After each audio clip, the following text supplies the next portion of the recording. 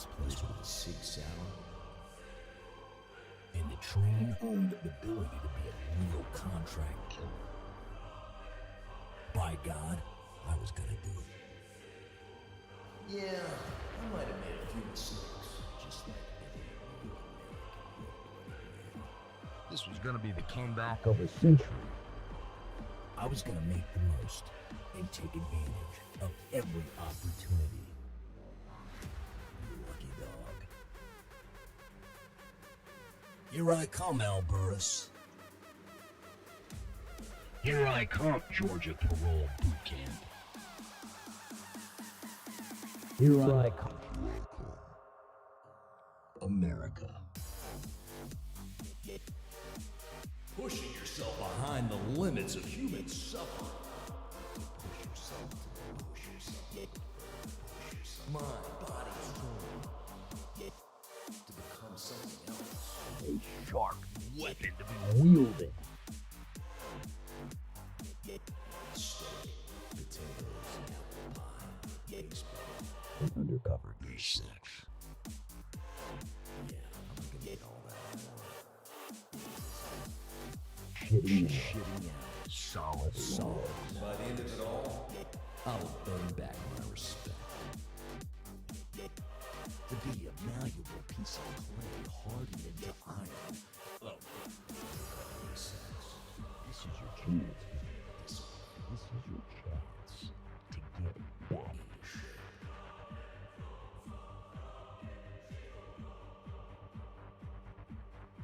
Obstacle courses, rope climbing, walking, running, hiking, Spelunking. climbing, Everest, being an alpinist, apple pie, steak, baseball, eating sand and washing it down with salt water.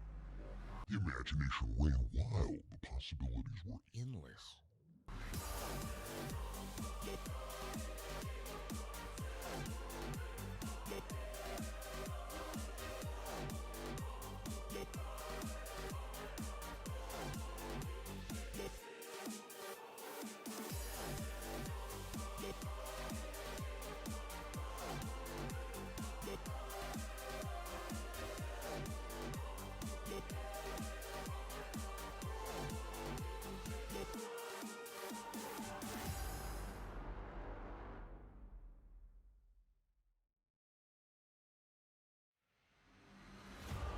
I was gonna get out of this place with a sig sour. And the train owned the ability to be a real contract killer. By God, I was gonna do it. Yeah, I might have made a few mistakes, just like every real American. This was gonna be the comeback of a century. I was gonna make the most and take advantage of every opportunity. You lucky dog. Here I come, Al Burris. Here I come, Georgia Parole Boot Camp. Here I come, America. Pushing yourself behind the limits of human suffering. Push yourself to push yourself. Mind, body, soul. To become something else. A sharp weapon to be wielded. Steak, potatoes, and apple pie. Baseball. An undercover sex. Yeah, I'm gonna get all that. Shitting out. Solid. By the end of it all, I will burn back my respect. To be a malleable piece of clay hardened into iron. Oh, sex. This is your chance. This is your chance to get back.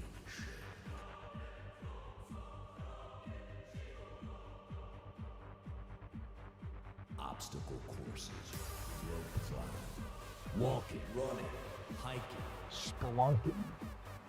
climbing, Everest, being an alpinist, apple pie, steak, baseball, heating sand and washing it down with salt water.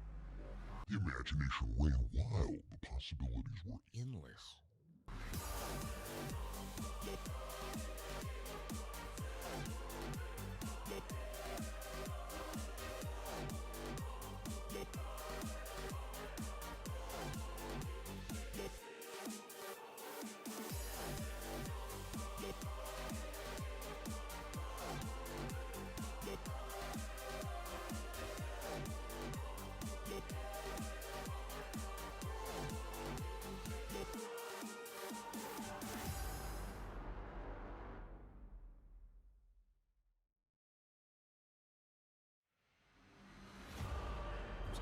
This place with a Sig Sauer.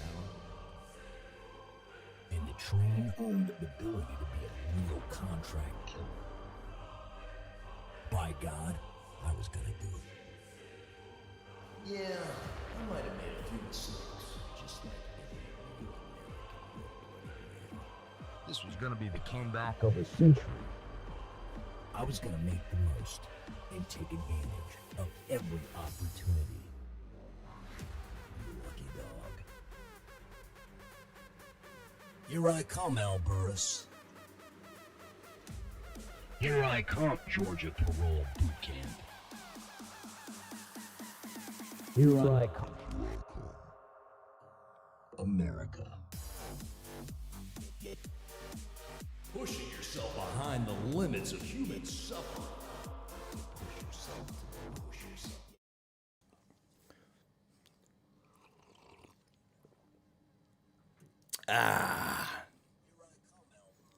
Oh, shit. Welcome, welcome, welcome, welcome, welcome.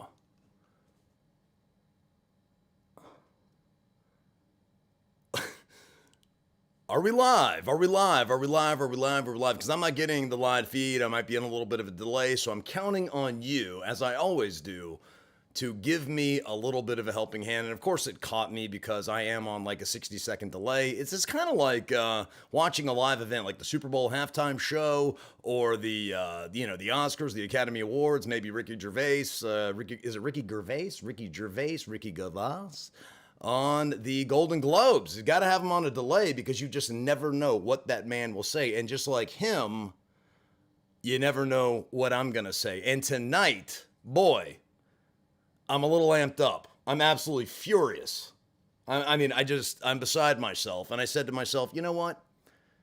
What better way to vent is to talk to the people that I jam with, and that's the Night Owl crew. I thought about doing a live stream at 7 p.m., 8 p.m., 9 p.m., which is still much later than most quote-unquote YouTubers do it, but I'm not like everybody else. You guys, Simply Limbo says the audio is perfect too. Probably a troll, because I'm sure somebody will come right behind it and say, oh, the audio, I can't hear anything. I know last time it was a major issue. And really the reason why it took so long is because I wanted to make sure I tested it and that it was okay.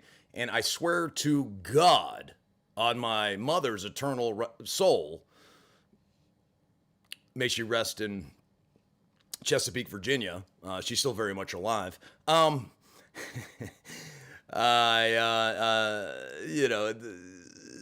wanted to be right. And look, I understand that there are a lot of issues in terms of like the video quality is a little jumpy, and I'm using a conference cam from 1998. It's like razor quality. I promise you, one of these days, I will rectify this situation. It will be 4K. It will be glorious. You'll have depth of field. The optics, the glass will be unbelievably huge.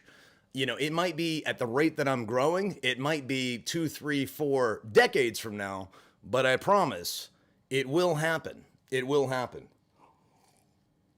It's kind of interesting. I don't know. Maybe one of you guys read a comment I made. It's kind of spur of the moment, off the cuff. I really don't do anything terribly calculated. And I'm going to get into that with this Charlottesville trip. I've already uploaded the video. It was kind of a vlog thing. I wanted to see if I could do a shorter... every one of my videos has been unbelievably long. My live streams, I actually did one that only lasted an hour and 40 minutes, and it was almost a miracle. I feel like Noah, put my technology, the rudimentary technology that I have, put it in an ark, sent it off to sea, and then it just kind of came back. What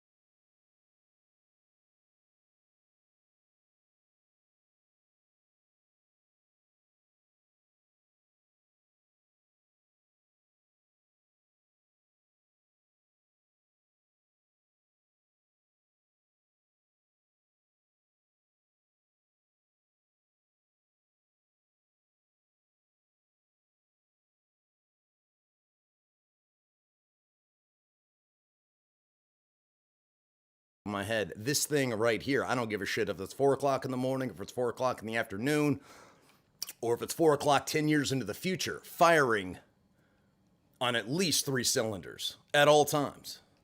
Okay. Boy, okay, man. Usually, I love it. I love that it's small because it's intimate. It's kind of like a small meeting. You know, like a small, if any of you guys have been to AA or NA meetings, sometimes the smaller the meeting, the better. Why? Because everybody has an opportunity to share. And we can all get sort of in depth. We can get in touch with our feelings. We can really unload all of the garbage that we've sort of gone through since the last time we've been in the meeting. And so oh no, now more people are coming. They're going to ruin everything. Anyway, boy, Charlottesville, I should just start from the top. Well, no, first thing you guys got to help me because you got to keep me on track. Number one, I wanted to recognize at least they're off the top of my head, the 5 largest donators. And please correct me if I'm wrong. Maybe it's 5 or 6. These are the ones that immediately come to mind. Number 1, and I know he's not in this chat. He's sleeping in Brooklyn, New York, but his name is Dominic Perry. And he actually invested $280 into my channel. Number 2 is he's also sleeping. I said, dude, you've got to come in here, man. I'm almost doing it for you. You talked me into doing it, for crying out loud. He said, I can't do it. I'm not going to tell you why, but look, it's not the greatest thing in the world, but God bless this guy. $200 from Kelly Johnson. And number 3, Helen Delatorre. $100 sent to me in the form of a money order, which was incredibly sweet. And she is just an absolute doll. I would love to see her pop into this chat at some point. Number 4 would have been Bradley Pigeon. or Pridgeon, I believe. And I think it was 2 donations of around $27 a piece, so $55. Number 5, and I think this is the tie. Well, now that we've got Mike in here, we've got Mike, Cairo Thorne, and Tammy G. And she may have a different name in here. I don't know. I know she's a nurse. Should I say that? Anyway, so, and I love that too. I love that there are medical professionals, and I think there's actually a psychologist or a psychiatrist, or at least some sort of like licensed CDAC, which for those who don't know is a certified drug addiction counselor. I believe he's JWC. I don't see him, but those 3 are all in the, or not JWC rather, but Tammy G, Cairo Thorne, and Mike. Mike, I'm assuming that's Michael Osborne. Is that Michael Osborne? Yeah? Okay. The one with the Emmanuel Lewis avatar. And I have a very funny story to tell about Emmanuel Lewis. I actually met him at MMA fights in the at the Tabernacle in Atlanta, right? So naturally, this was a long time ago, right? And at that point, I was really going through an alcoholic phase. And at this point, I'm like 7 or 8 Jack and Cokes deep. And, you know, this was like 17, 18 fights, you know, which if any of you guys have been to like lower rung MMA fight cards, well, even the higher rung, there's tons of fights. It's not just like the 3 or the 5 that you see on TV or even pay-per-view. You know, there's all these preliminary matches. So, and it just goes on forever. It starts at 6 o'clock. There's like 7 people in the crowd. And then you work your way up to the main event sometime around midnight for the big stuff. Now, even for the smaller stuff, it kind of works the same way. And it's just fight after fight after fight. Some of them are garbage. Some of them are great. Some of them are, and you know, it's a lot of fun sometimes to see the guys that aren't so skilled duke it out, because what are you going to get? You're going to get knockouts, right? Well, anyway, so I'm going for like number 8, number 9, maybe 18, 19, who knows? Because I hardly remember, but I do remember one thing. I went to the bar to go get another Jack and Coke, and who do I see but Webster himself, Emmanuel Lewis. And he has got the finest. I want to say she was an Asian ring card girl. And you know, if you've ever seen Emmanuel Lewis in person, and I bet almost none of you have, there's only 25 people here, he's like 3 feet tall. He's like 3 feet tall. And I believe this was 2004, 2005. So we're talking 15 years ago. I want to say he's probably about 50 now. So back then he would have been about 35. He looked like a 12-year-old. And he's over here at the bar drinking alcohol. And here's the thing, when you're that small, you could drink a quarter can of Coors Light and be shit-faced all night. Blackout drunk the whole bit. Which is weird. I don't know about Eric the Midget. Somebody brought him up. What is it with, I don't even want to bring it up. Is it sort of like, I don't know, racist, sexist, midgetist, smallest, sizest? What is it when you're making fun of smaller people or taller people or larger people? I don't know. I'm not sure what it is. But anyway, so he's very small. So very small man, very small drink, very big effect, right? So he's with this Asian, or he's talking, kicking game, whatever. And I see him, and of course I'm like, 3 shades to the wind. And I'm like, yo, Emmanuel Lewis, oh my God, I can't believe it. I'm such a big fan. But let's be serious. I'm trying to be nice. I'm a little drunk. I'm a lot drunk. I'm like, who is really a big fan of Emmanuel Lewis? This is the question I'm asking myself then and now. But then again, I look over here and I see an avatar. What do I see? But Emmanuel Lewis. That's who you picked, Mikey Osborne. So I say, Emmanuel Lewis, man, I'm such a big fan. As I'm waiting for my drink, I've already told the bartender, Jack and Coke, hey, make it a double. And hey, do me a big favor. Don't put as much water in it as you did last time. Go ahead and do me a favor. Put some booze in it. Okay. So I see him. He sees me. Now, look, he's got eye candy over here. I'm not eye candy to him. I don't believe. Who knows what he does behind closed doors? That's his business. I'm not into it. I don't think I am, but you never know till you try, right? But anyway, so he says to me, nothing. Emmanuel Lewis, man, I'm a big fan. What's up? He's like, gives me one. He big times me 110%. Gives me the full-blown stiff arm. I take a sip. And I'm like, okay. Man, look, I got to tell you, I loved you in Different Strokes. Get it? Because he's not in Different Strokes. It's another short midget person of color who had a bigger show that was more popular, which I'm sure he hated that. Anyway, so he was, he had the stink eye and the stink face and everything else, but I knew I got one in. Okay, motherfucker. You gonna give me that look? You gonna give me that stiff arm? You gonna big time me? I'm gonna smoke you right there in your little stool. Here, you need a boost? Hey, buddy, you need a boost? No. So that's my Emmanuel Lewis story. So look, went ahead and hit, what do you got here? Exclusive story, my dude. What does that mean? I'm happy to give you an exclusive story. What does that mean? Please extrapolate, unpack it, fill me in, articulate. Yeah, I got it the first time. Thank you very much. All right, so Charlottesville. Well, first of all, let me go ahead and read through some of these comments. Another thing that I promised to do, and I'm always going to be a man of my word. Now, I told you how much money had been sent, and there were a couple of other people that sent $5, and one of them was named Nick.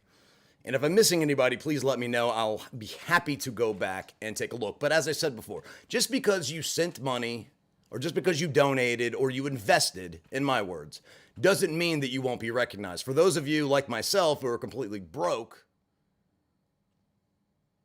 you matter.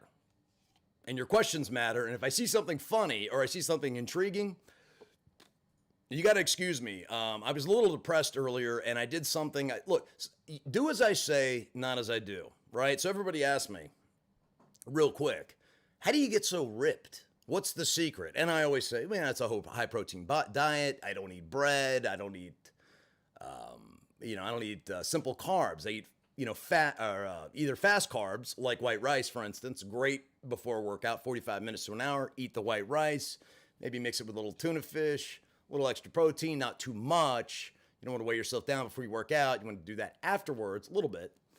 And, and then slower carbs like your cream of wheat and your oatmeal, always something you want to eat in the morning, gives you that kind of consistent push throughout the day. And then you supplement that with the faster carbs later, especially before you work out. Now, I say all that to say this. Tonight, sometimes you just have to indulge yourself. I was so anxiety-ridden, I couldn't get in touch with my sponsor, which is partially why I'm doing this tonight. I was just so dejected, and I'll get into it later why, but let me tell you what I did. So I went to McDonald's, and for the broke folks amongst us, I always use these, and this is a little pro tip, right? So if you eat a lot of fast food, and lately, to be honest with you, I have, most of it's been semi-healthy, some of it hasn't. Today I went overboard, but you use the app, whether it's McDonald's, Wendy's, those are the two. The other ones are a lot of bullshit, but McDonald's and Wendy's, they have these amazing smoking deals. Like Wendy's or McDonald's, for instance, you make an order through the app. You can either scan it there, or you can go through the drive-thru and do it, and you get free fries, free large fries. So go order a large, any size drink. With me, it's going to be Diet Coke. I prefer Diet Dr. Pepper, but nobody has it, so Diet Coke. And you get the Diet Coke, which is $1, right? $1 plus tax, $1.11, depending on where you're at. Food sales tax is what it is, whatever. It varies, obviously. And you get the free fries, which are like $3. So for $1, you can get a drink and fries. To go for the McDoubles, and I always change it a little bit because that way it's fresh. Now, most of you guys probably know this, but I'm just saying, right? So I say, well, no mustard, add mayonnaise. Real health nut, right? So guess what? I get 6. I got a buddy of mine hanging out with me. I'm like, okay, I'm going to get him 3. He's a bigger guy. I'm a smaller guy, whatever. I'm sitting there in the parking lot talking to somebody on Facebook Messenger. It was actually Kelly Wilson, the person that had donated a lot of money. We've been carrying on a conversation for the last week, talking about all sorts of things, right? Addiction. He's struggling. I'm trying to help him. I shouldn't be saying this. I'm putting his business out there. Whatever. He can thank me or not thank me later. But I'm kind of venting. I'm really frustrated with what's happened today, what happened yesterday, and what happened the day before. Well, really what's happened all week. It just seems like I've hit snag after snag after snag after snag. And then when I really need to talk to someone, I kind of come to the realization a little late because I'm a procrastinator, right? I already have ADHD anyway, so I put off what I need to do today. I'll put it off till tomorrow. I try not to do that. That's why I write things down. I have a big whiteboard and I write down the next day's itinerary. I'm not always going to hit it. Very rarely do I hit every check marker. They're not checked yet, but very rarely do I check every line. And I usually put down like 5 things that I want to accomplish that day. But even if I accomplish one, it's one more thing than I accomplished the day prior. And that's what we call progress. That's what I call progress anyway. And you got to pat yourself on the back for that, not beat yourself up for the 4 things you didn't do, right? Silver linings. So where was I going with the Mike story? So, I get the 6 McDoubles, 2 for $3, multiply that by 3. It's $9, the free fries, and the 2 any size drinks. Now I've just spent like $9-10 at McDonald's, which doesn't sound like a lot, but when you consider the amount of food that I got, it was enough to feed a family.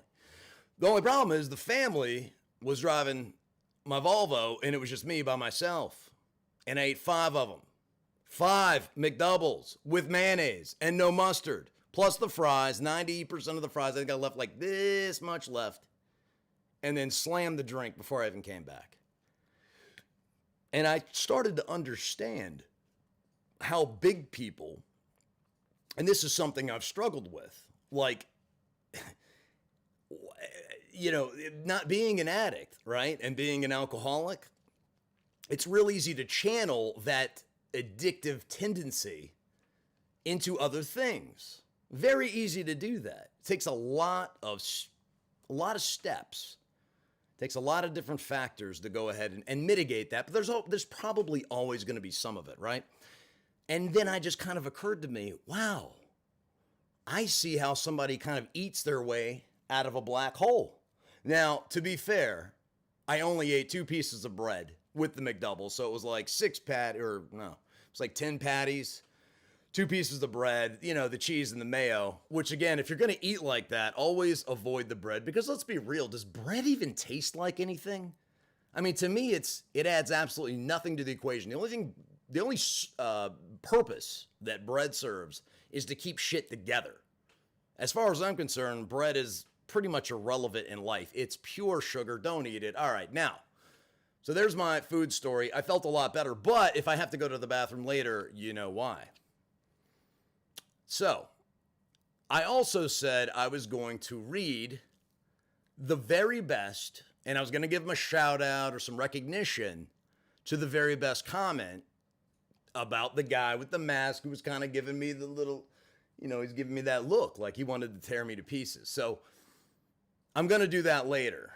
But now I want to talk about the thumbnail on the video, which is what happens when helping addicts goes wrong. Now, not yesterday, but the day before. It was the day before? It was the day before, right? So I mentioned a while ago about shooting this video with this person. We were going to do some prison stories. He was been locked up for 22 years. I went to rehab with him. I've been locked up with him. And this is somebody who's 48 years old. He on some days, looks like he could pass for 30. On other days, he looks like he'd pass for 70. It all depends on kind of how fucked up he is, right? So he begs me to do a video. And I'm like, right, are you committed to getting some help? Are you trying to improve your life? I mean, I'd love to help you get into rehab. I'd love to help you get into a sober living house. I'd love to help you just do something. Just have somebody to talk to. Just improve your life, for Christ's sake. Oh, yeah. I'm going to do all that. So I told that story before. Now, we shot all this footage, or I shot all this footage for 2 days. 2 days. And then, he didn't want me to use it. Now, I'd already had consent and everything. And then I wondered, because he was never right while I was shooting it, if I was exploiting an addict. And it really bothered me. I mean, it really affected my moral compass for a number of days. And I was like, Yanni, what the hell are you doing? I talked to my therapist about it. And she said, what you were basically doing was 12-step work, except you didn't have somebody with you, which is what you're supposed to do. And to be honest with you, you don't have enough time. You don't have enough experience. And especially with you being sick and being on quarantine for as long as you've been, you really haven't been around people that much, not face to face. You really shouldn't be alone while doing this. because it's dangerous. And part of my thing was I want to push myself to the edge. I am so sick and tired of phony, fake, staged, not real. And here's the thing. Like, I can act. I can. You give me a part, you give me some lines, I can read them, and generally I can do it in a convincing way. But I've gotten so far away from that sort of, not that I really did much of that on YouTube, but I got so far away from that phoniness. It just makes me sick to my stomach. It's the same reason I don't sell cars. I have my license back, which I actually shot a funny video of me and DMV. I've never taken a cone test before, DMV, never in my life. 43 years old, never done it before. I've always been on the road. Let me tell you something. A cone test makes a road test look like a sad joke. It looks like a walk in the park. A cone test, when they're like, okay, I need you to make a 3-point turn. You need to pull in this. And I'm like, well, which cone are you talking about? Which box? And I mean, it's just nothing but boxes and cones. And then you have this, I had the driving instructor or the road test administrator. And she looked like the lady she looked like the lady in pink from Harry Potter. The one that's always up his ass. You know, just riding him like a rented pack mule. That lady. I mean, just ready to pounce. Even wearing the pink hoodie, sunglasses. Like the Unabomber's girlfriend, or if the Unabomber died and was reincarnated. Is the Unabomber dead? Is he? Was he put to death? I don't know. Is he still alive, Ted Kaczynski? You might be talking to him. But anyhow, so she turns out to be the nicest person in the world. I am totally in shock and fear. I'm recording this unbeknownst to her in the car. I just stick the phone, my camera phone, my smartphone, whatever. It's not that smart. It's older. But I stick it in the, the little suction cup deal in the middle of the windshield. And I hit the record button. What I didn't know is it only had a 10-minute record limit. This took a little bit longer, so I didn't get everything. And that's kind of why I didn't post it. Plus, I had some, me in the line and everything else. And maybe I'll just throw it up on like Facebook or something, which I did today. I started a Facebook page, Prison Junkie. It got 180 followers yesterday, which I thought was, wow, huge. I had no idea. Social media is very weird. I'll get into that later. But anyway, so I'll kill the suspense, okay? So some of these live streams, I'm like, well, I'm going to get to do that. I'm going to tell you about that later, and I'll, one of these days we'll get to that point, and, I'm just going to, it's like this, I'm just reeling you in, for the big reveal. But Jesus Christ, I can only have so many ideas, so many projects working. I mean, I literally have like 5 or 6 actually, different things that are in various states of completeness, right? So I got to whittle that down to just, I really want to get to the point where I'm just working at one thing at a time, or maybe 2 at the most. But anyway, I passed the test, and I passed with flying colors. It was like, I think I got docked like 2 points, okay? So, I get very dehydrated this time of night. So in any case, I passed the test. Where the hell was I going with this? What was I talking about? Oh, look, so money, right? So if I wanted to make money, now that I have a driver's license back, I could easily, I've been in the car business off and on most of my life, and I was doing it before COVID, and I was making very good money, especially for an ex-con, working in a small town like Winchester. I could easily go back and sell cars, and it was kind of a thing where, like, I thought to myself, okay, I'm going to try YouTube, right? I mean, I want to do it as a hobby. This isn't a living for me. But then the more I got into it, the more I'm like, I think I really do have a lot to say, a lot more than I initially thought. And the more videos I make, the more experience I get. And I feel like, okay, people are responding to this. You wouldn't be able to tell by the views or the subs at all. It seems to be trending downwards, to be honest with you. I mean, not the subs necessarily. You're never really going to roll that back. But the views, they're just all very flat. And so it's like, okay, what am I doing here? So I said, I'm going to give myself a month. I'm going to give myself 1 month to turn this into something, workable, where I can kind of do it full time. I may have to have a part-time job as well. And then here we are, we're right at the cusp of a month, right? So I had that going on. And this is why we're getting into the whole, why am I furious? Why am I having...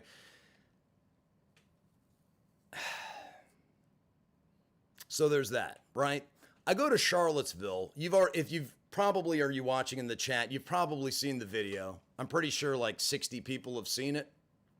I uploaded it yesterday and I wanted to make it short. I thought, well, maybe these videos that I've been making, they're too long. I think people who are the real fans of this type of content, I think they love them long. And I'm a fan too. So like the Pee Wee video, for instance, like I made it an hour. And any sane person would have cut it into 3 parts. They would have done like the intro. They may have left a cliffhanger in the middle. And then they would have wrapped it up. And then the Pee Wee's 3 craziest prison stories, which was, if you came for the laughs, buddy, the last 10 minutes of that video, you want it edgy, you want it raw, you want the laughs. I mean, maybe it's too much for you. Maybe it's not funny to you. Maybe it's disgusting to you. And that's exactly what I wanted. I wanted you to figure that out on your own. Because it's all of those things, right? Because that's life. Everything is, real life, when we strip away all of this, when we take the beard off, it's all of those things. Life is imperfect, and no one is the same all of the time. There's a lot of nuance there. Nothing is black and white. Except the yin-yang. It's black and white. One-way signs, I think they're black and white. But there's not much that's black and white.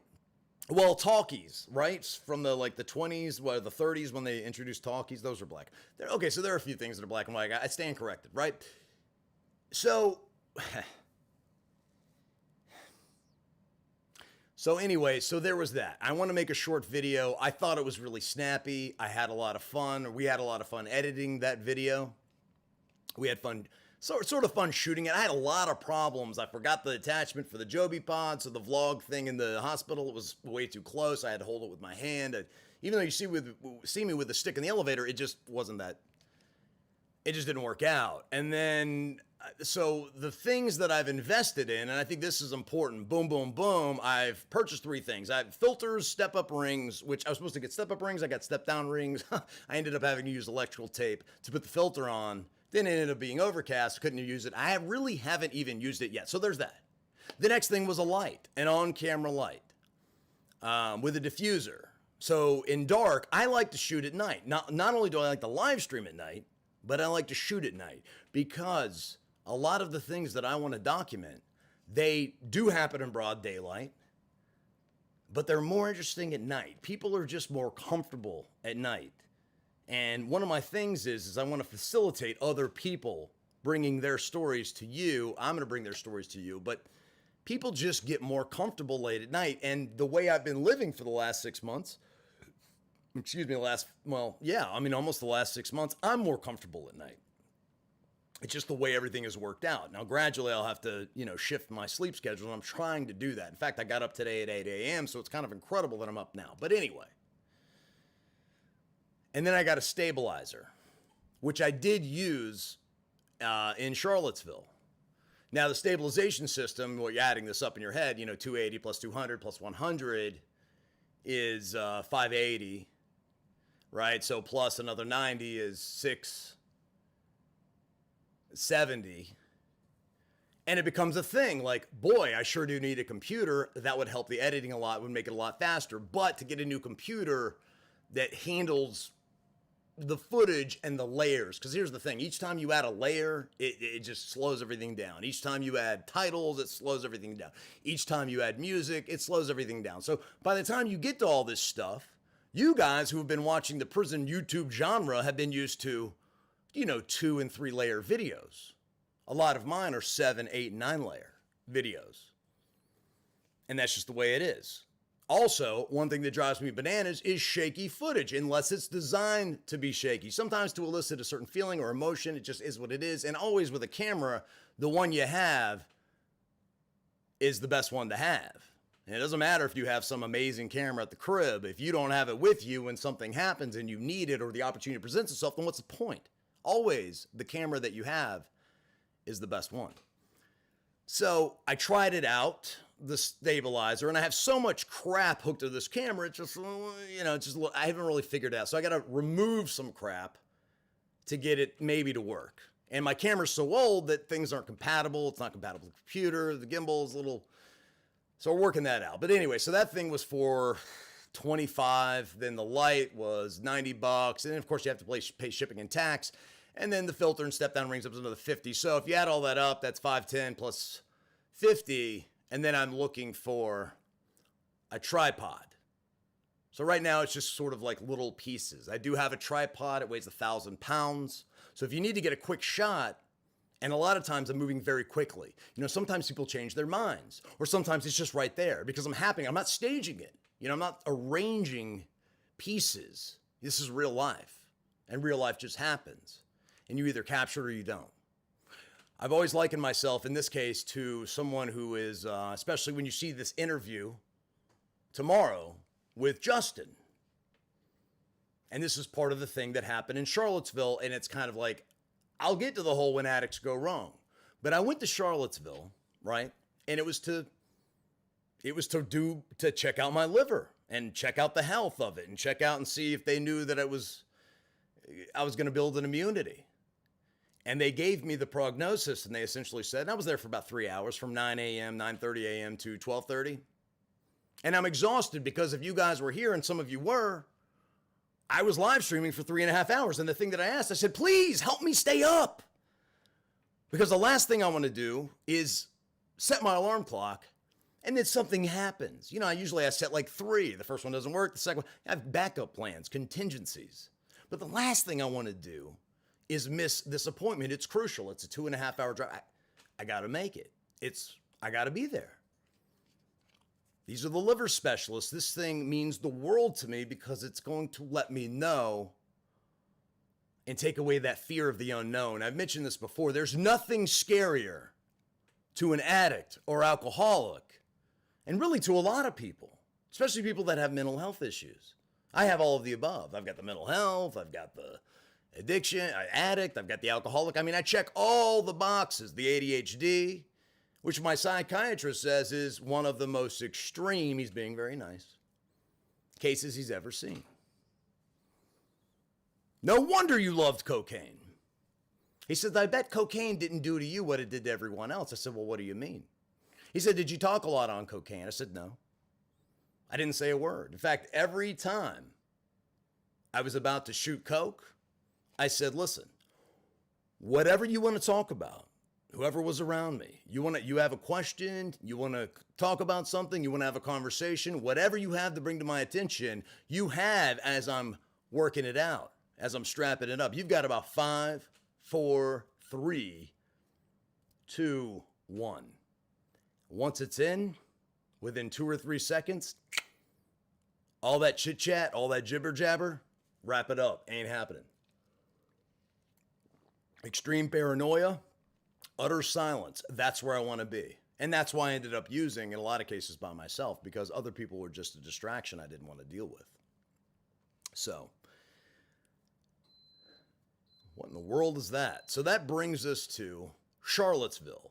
I said, you know what? We're driving out of Charlottesville. And you kind of see this in the video. We're driving out of Charlottesville, and I say to myself, man, there's all this great scenery. I've got my gear with me. Let's get some shots. I'll go ahead and get some cool, whatever. I'll try and get some cool shots. Because it's a beautiful campus, lots of people around, all that stuff. Street scene. So, as I go back and I get a couple of shots, and I'm moseying around for about an hour, I run into this guy. His name was Elliot. And I showed it at the end of the video, he had this big board, a protest sign on him. And I asked him, hey man, what's going on here? What does this say? Okay, I'm reading it here. What does it mean? He had something else on the back, which said something different about delicate sensibilities. I don't remember what the top of it said. And we started talking about it. And I said, well, what do you think about being on camera? I mean, I'm very interested to hear your story. I'd like to tell it objectively, present it to our audience, and let's see what they think. Because I thought it was interesting. I know that a lot of the audience that we have, I have access to demographic numbers, they're white, right? This is from your perspective. This is your opinion. I'm interested to hear it, and I want to do it with no filter. So let's just see where it goes. And so after some hemming and hawing, some debate about it, he said, He checked out a few things on my channel. He said, okay, I feel like you're going to give me a fair shake. Just do me this favor. I said, listen, Elliot, if you don't like what I put up, if it's not acceptable to you, I'll throw it in the garbage can. He sent me this very articulate email saying how much he appreciated that opportunity. And so when I get to that, that's what I'm going to do. And if he doesn't go for it, I'll try and maybe tweak it. And it's one thing I'd never wanted to do. I'm willing to do it in this case because it's a unique situation. He's a unique individual. The guy has a PhD in environmental engineering sciences. Now, you hear all sorts of crazy stuff. People will tell you anything, right? And I thought, seems smart, seems articulate. Did some checking. It's legit. The man has literally taken 2 months out of his life to go protest on this campus. And then this is the next thing that occurred to me while we were having this conversation. So, wait a second. This is Charlottesville. I always associated it with liver and the University of Virginia. But no, there's another big thing. This was like the powder keg. This is where all this started, right? This is where the guy drove the Challenger or the Charger into the crowd of people. While you had Antifa and you had the KKK, you had white supremacists, and these two opposing forces getting together, creating this bubbling cauldron of racial tension. At least that was my understanding of it. So I said, this is an opportunity. I tell you this, again, if you're a war journalist, you're not getting the story unless you get in there with live bullets. You got to put your ass on the line. You got to dodge live fire or you're not getting it. If you're shooting it from too far away, you're missing the story. Because sometimes the big picture isn't the picture at all. It tells an entirely different story that isn't accurate, true, honest, and real. You got to get up close. So that's what I wanted to do, and that's where we are with that. And then I go to Sheetz, which is like a Wawa type thing. These people, I order food. I get some food for myself. I'm starving at this point. I walk outside because I want to get some fresh air and eat it outside. They have like a little courtyard thing for everybody. Tons of people eating outside. I sit down next to a couple of what look like street people, right? One of them is really disheveled and doesn't look, he doesn't look real kempt. He looks like he's living a very rough life. The other one kind of looks like a deranged caddy.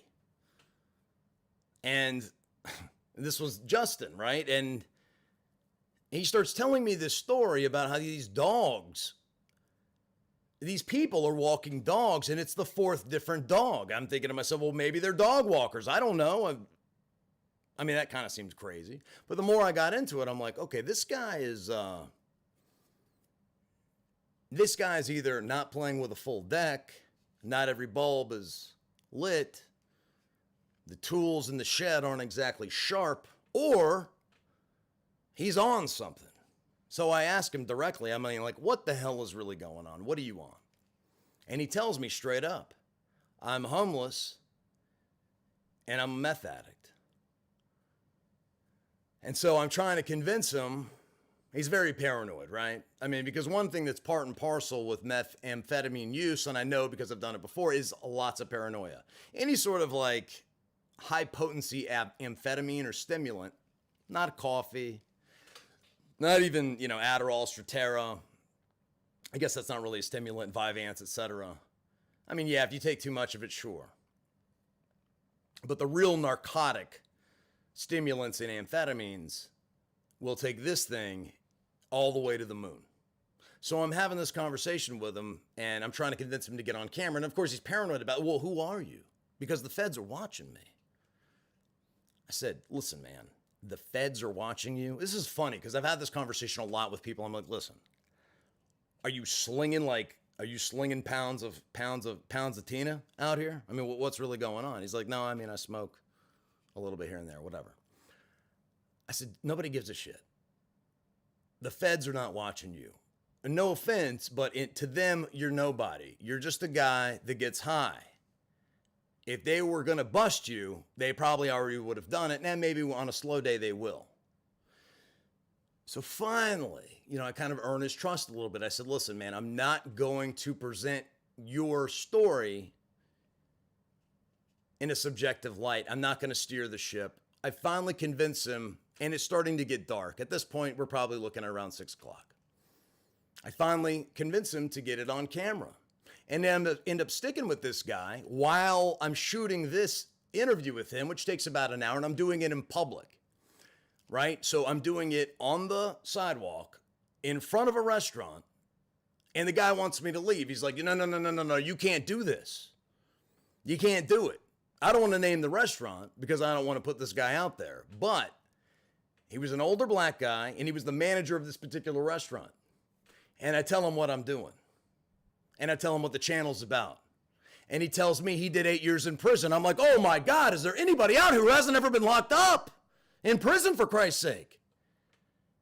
And he tells me he's been clean. He runs this restaurant. He just got out 2 years ago. And it's a nice place. I said, wow, what a story. He was actually open to shooting something, but not right there, right then, because he's working. He's on working hours. He's wearing the uniform, all of that. He says, you know what? I respect what you're doing. Take all the time you need. Of course, I told him something like, it'll only take me 10 or 15 minutes. And like everything else, whether it's a live stream or an appointment or anything else, I'm always going to be running a little bit late, and I'm always going to be running a little long. So, hour goes by or so, I see another guy wearing a mask, got a tattoo on his face. I said, oh, wait a second. Face is kind of sunken in. There might be something here. I talked to him. His name's Brent. He's like, I really am interested in what's going on, because there were a lot of people watching. So it's hard, because everybody wants to see. You pull out the camera, you put it on a tripod. You got the microphone there. And, it's on the camera. So here's the thing. Sound is not going to be the greatest. I don't have any lav mics. Like, I don't have anything to hook onto their shirt. I'll rectify that at some point. Maybe with Mike's help here, that'll help me get those. So audio will be better. But I wanted to make it very clear that I'm shooting this on the street. And I actually have a trailer. I uploaded it to YouTube a couple of hours ago. But I want to go ahead and play it and try it out. I want to try and integrate audio and video into this. And we just kind of keep adding something every single time we do one of these live streams. I want them to be more elaborate. I want to incorporate sound effects. I want to incorporate video. I want to incorporate news articles. I want to do all that stuff to make it a more informative, entertaining, and interactive kind of show. But, you got to start somewhere, so this is where we're at. This will be the step one, will be somehow, some way trying to get this thing to play right here. And maybe I'll take a break, get my water filled up, and we'll do that. So I'll play a preview of the interview with Justin that I'm doing tomorrow, that I'm uploading tomorrow, because I'm trying to upload content at a more consistent rate, because I see that as much as I didn't want to play the YouTube game, it seems like everyone, except the hardcore of the hardcore, I know I don't have to worry about you guys, but if you don't consistently crank out this content, as much as I wanted to only upload when it's ready, and I still do, right? I do. But maybe if some of my less ambitious ideas, they can be completed in a shorter period of time, and then I can work on the longer form, more ambitious stuff, and I can be doing that on the side. So 2 projects, right? That's the goal. So I have the trailer for it. I'll show it, try and show it to you in just a minute. So we're working on that. So I talked to Brent, and Brent's wife is in the hospital. 4-day-old infant. His name is Bear. Both of these guys use their full names. I don't want to hear anything about snitching people and putting out their government name. These people volunteered it freely. They did it openly. Each and every one of them, from the protester to the meth addict who's homeless, lives in a trap house, saw the trap house.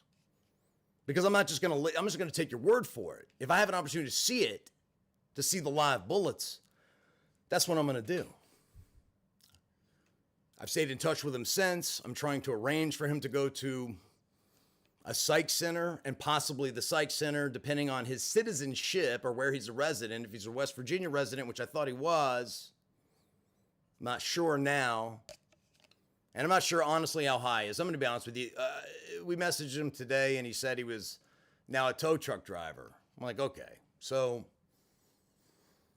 all right, so you were homeless, and to my knowledge, didn't have a driver's license. Now you're a tow truck driver. You're like a repo man today, 3 days later, 4 days later. That is amazing. What a change, what a turnaround. Maybe is, maybe isn't, I don't know. Once I started asking him some questions, he was willing and open, but I need to take his temperature, where recovery is at. Because he's been to some places and he feels like, okay, I go in there for 4 hours. If I don't say I'm going to kill myself, then they just let me go. They just let me go. Which brings me to another guy, Big Dave. Now, Big Dave did an interview or something on another show recently. And of course, you know that I have some experience with Big Dave. Shot a number of videos with him over the years, or a couple of years ago.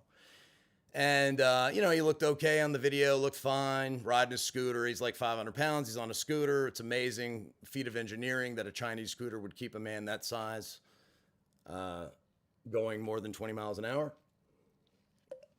Very impressive feat. So,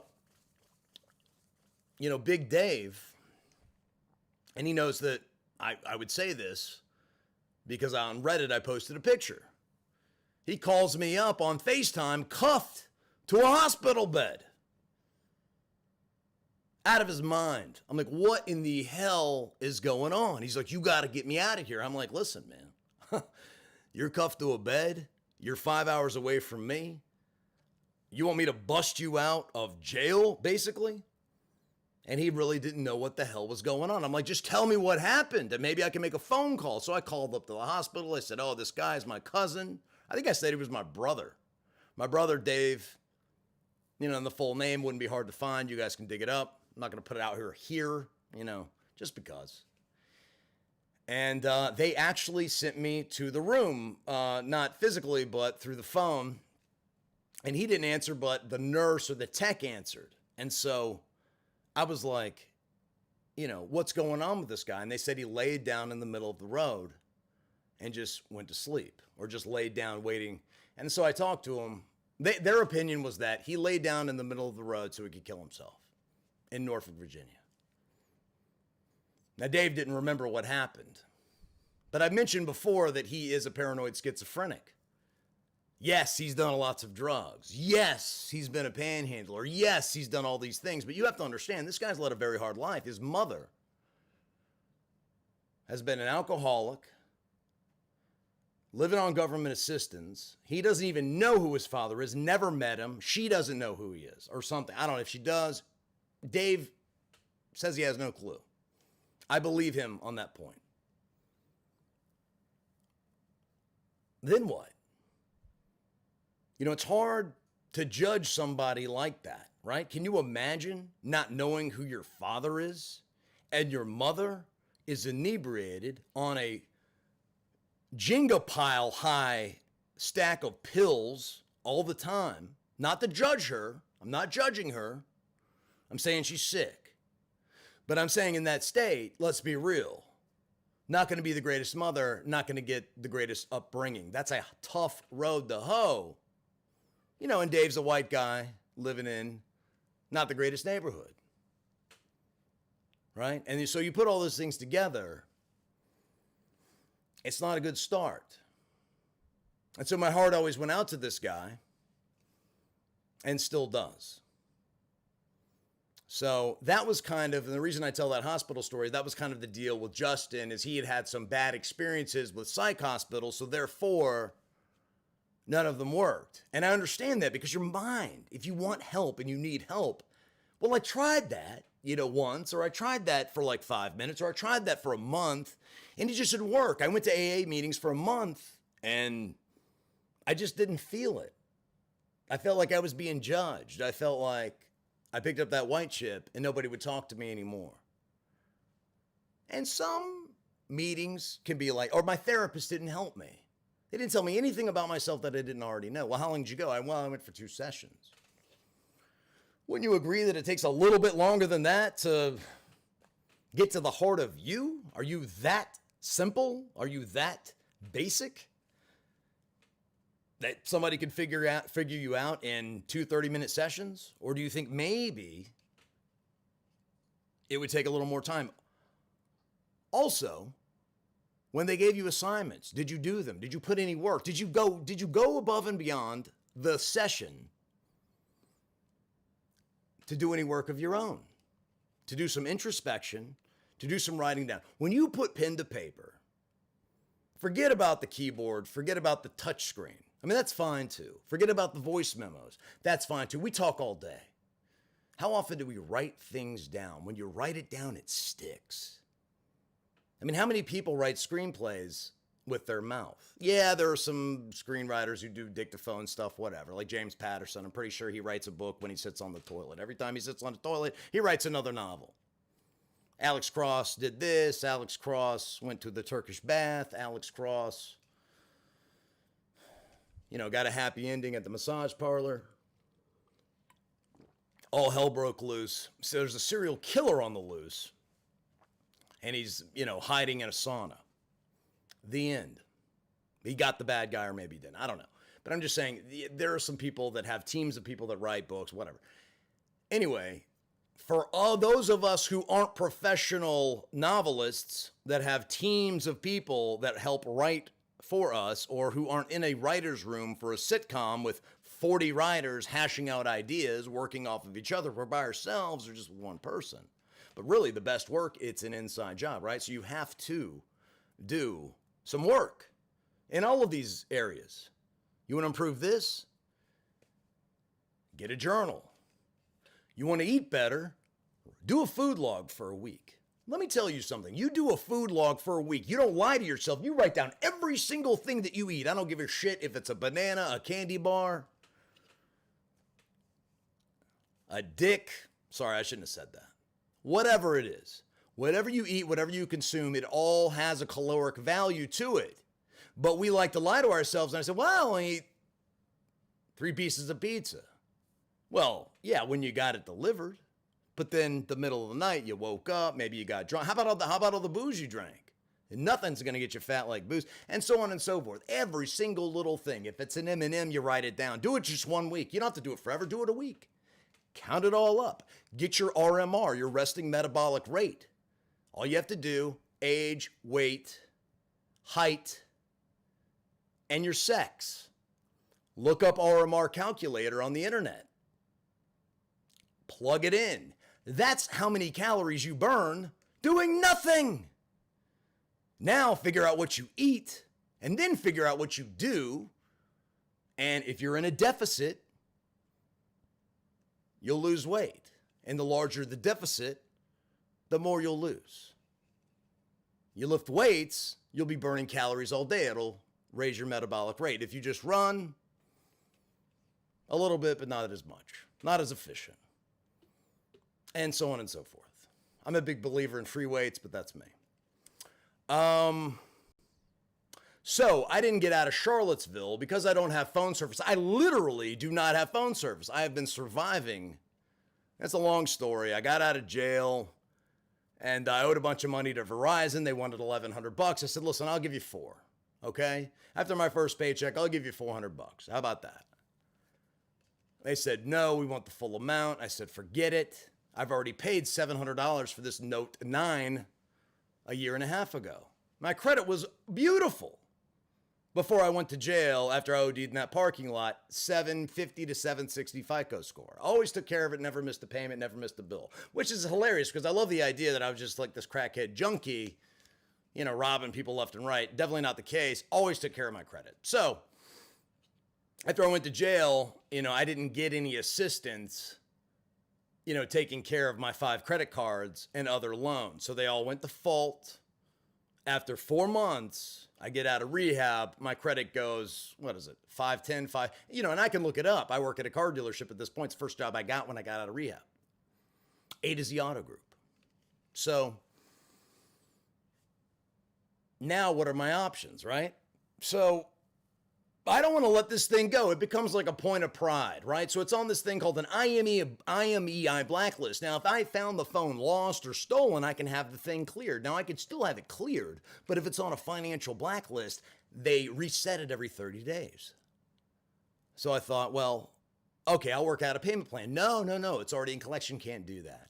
So now I have to get on a whole nother plan. And there's just been this barrier. You know what? I'll just be on Wi-Fi. I'll choose when people can reach me. It'll enable me to have some privacy. Oh, I'm sorry, I just wasn't in a hotspot. Or they didn't have Wi-Fi. Or the Wi-Fi got a little dodgy at the crib, as it does. And you'll notice because sometimes it's choppy, right? So now I'm at the point now where I want to do a lot of high level. I have a lot of projects that involve streaming outside of here. A lot. And they only work outside of here. And they only are going to work on a phone because I can't carry a 12-pound, 10-year-old Mac with me to downtown Winchester or on a bus or somewhere else. Like I said, I have lots of ideas. The thing about me is at this point in my life, I'm actually willing to follow through. That's the beautiful thing about now. The beautiful thing about sober is, yeah, I don't complete everything, but I complete some stuff. So I got to figure that out. At some point, I'm going to have to bite the bullet and do that. And I will. At some point. So that was the Charlottesville experience. I lost these guys, Justin and Brent, shot the interview with Brent. And I thought, well, visually it looks cool. I like the way it looked. I got a lot of good shots and that kind of thing. But the audio is you're going to have to bear with me a little bit on the audio because I'm just using a cheapo shotgun mic on the camera. It only has so much range. You've got all this traffic going on in the background. I'm going to do my best to clean up the audio. And you'll get a little bit of it in the trailer. I'll try and tweak it and make it a little bit better. So there's that. Now, the title of the video was, or the title of the live stream was, What Happens When Helping Addicts Goes Wrong? I'm not talking about Brent. Elliot's not an addict. Brent is on Suboxone, and we had a conversation about Suboxone and methadone, and that's going to be a portion of a Suboxone. I don't want to say, I've already had a couple of projects co-opted from me, from other channels, which I love that. That makes me feel like $1 million. Look, if I have my 2,600 subs and people with huge followings are copying me, it tells me that I'm doing something right, right? So I'm going to keep that one under my hat. But tomorrow we've got Justin, and I think that you'll really be touched by his story. I questioned, I'm not going to be, look, I can't help myself. People say, don't ever say that, but I just can't help myself. I felt like the music in the trailer, it steers you into a particular, I shouldn't even, feeling, right? And I don't want to do that. So I'm going to take a different tack with the actual video itself. But the trailer does have this nice little acoustic song. And it really lined up with, the images and sort of the situation. I think that it'll be interesting to see what the response is on Justin. And it'll be interesting to see if I can get in touch with him again. He seemed very open to, coming up to Winchester. Working on maybe getting him a scholarship, or maybe they'll pay $50 and I pay $50, or I come up with $50, or maybe they'll spot him $50. And then maybe an Oxford house would be a beautiful thing, right? Generally, it's like $350 down. That'll cover your first 2 weeks, and then $100 security deposit, or maybe it's $450. It all depends on where you go. It's usually about $600 a month, $550 to $600 a month around here. Now, depending on where you go, it might be a lot more expensive, right? You go to Manhattan, it's probably $7,000 a week to live with 3 guys in one room. Crazy, right? So there's that tomorrow. And you may be wondering, well, wait a second. At the end of the video, the vlog, you had Elliot, the protester. And a natural extension, that's what it went. It went from the hospital to Elliot to Justin, the homeless meth addict, to Brent, the man with the little baby boy who's suffering from Suboxone withdrawals, probably as we speak. Was supposed to be out a couple of days after. It's only been a few days anyway. But then we have what happens when helping addicts goes wrong. Because I mentioned the story about the person that I tried to shoot the video with, and I wondered whether I was exploiting this person by uploading it. And then, of course, he didn't want it, and so on and so forth. And I thought it was really powerful stuff. I really wanted some context there, but man, just powerful, powerful stuff. He gave me a call 2 days ago, right after I got some horrible news from the hospital. I thought I was moving in this positive direction towards immunity. It turns out that might not be the case. It's crazy what can happen in 3 days. So at that point, I was like, I got to do whatever I can to get outside of my head. And the best thing to do to get outside of your selfish, resentful brain, my addict brain, always goes to the worst possible conclusion. So rather than doom and gloom, maybe if I do something nice, not nice, but if I actually, it's not opening a door for somebody. I'm talking about pulling somebody out of a horrible situation, out of a situation where they're probably going to die, or there's a very good possibility they're going to die, or they're going to go to jail. I don't know this person.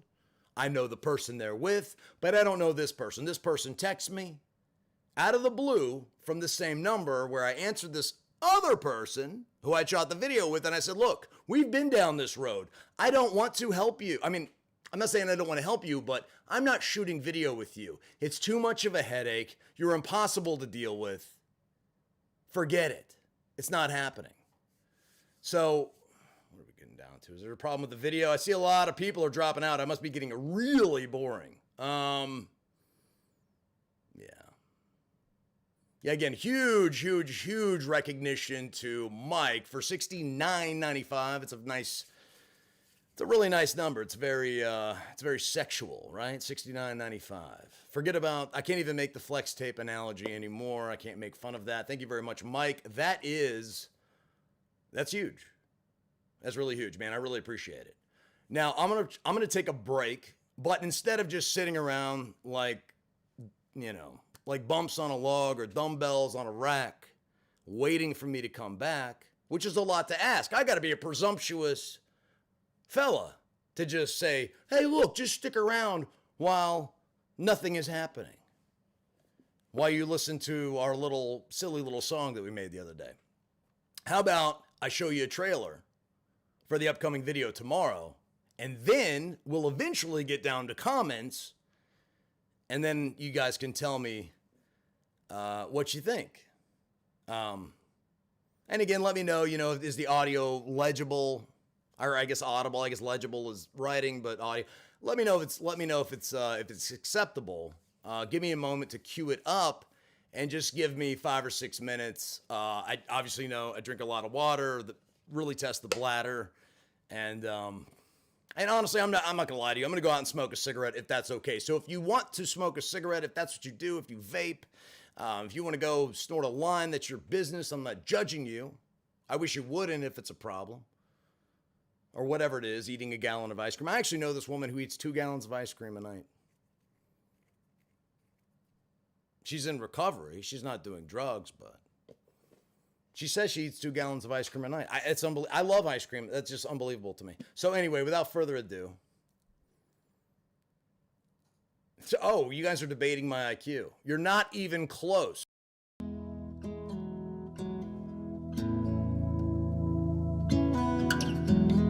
I've been running round in circles, chasing my tail and lost my way, seeking shelter in different corners.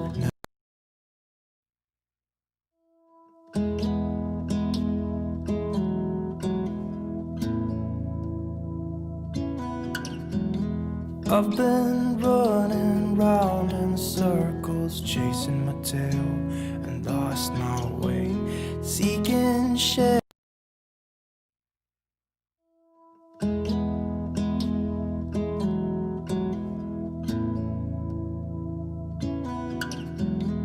I've been running round in circles, chasing my tail and lost my way, seeking shelter in different corners, never finding a place. place to stay. Somehow ended up here on the ground. Brother, help me up, I've fallen down. Originally, when I came here, I got a job pretty quick, got out of the shelter, and then, hard times fell with my roommate, and I got put back on the street. The shelter wasn't an option, so, push come to shove, here I am. Just like father did when I was young. I don't know how I could be so dumb. But it was the dead of winter. We're living in a basement that's unfinished. It's cold as, all shit, and, it makes it easier, What happens is, it's not until you don't have it, things become a problem, It's you don't worry about anything until you don't have it. At first it's hard. It's really hard. It's embarrassing. You feel like you feel like you're always on trial. You get acclimated to it, and then that's when it gets scary, because everything's just normal, then you get stuck in it. And it's like, going from a shelter to a shelter is no big deal, and getting a place isn't even in the agenda.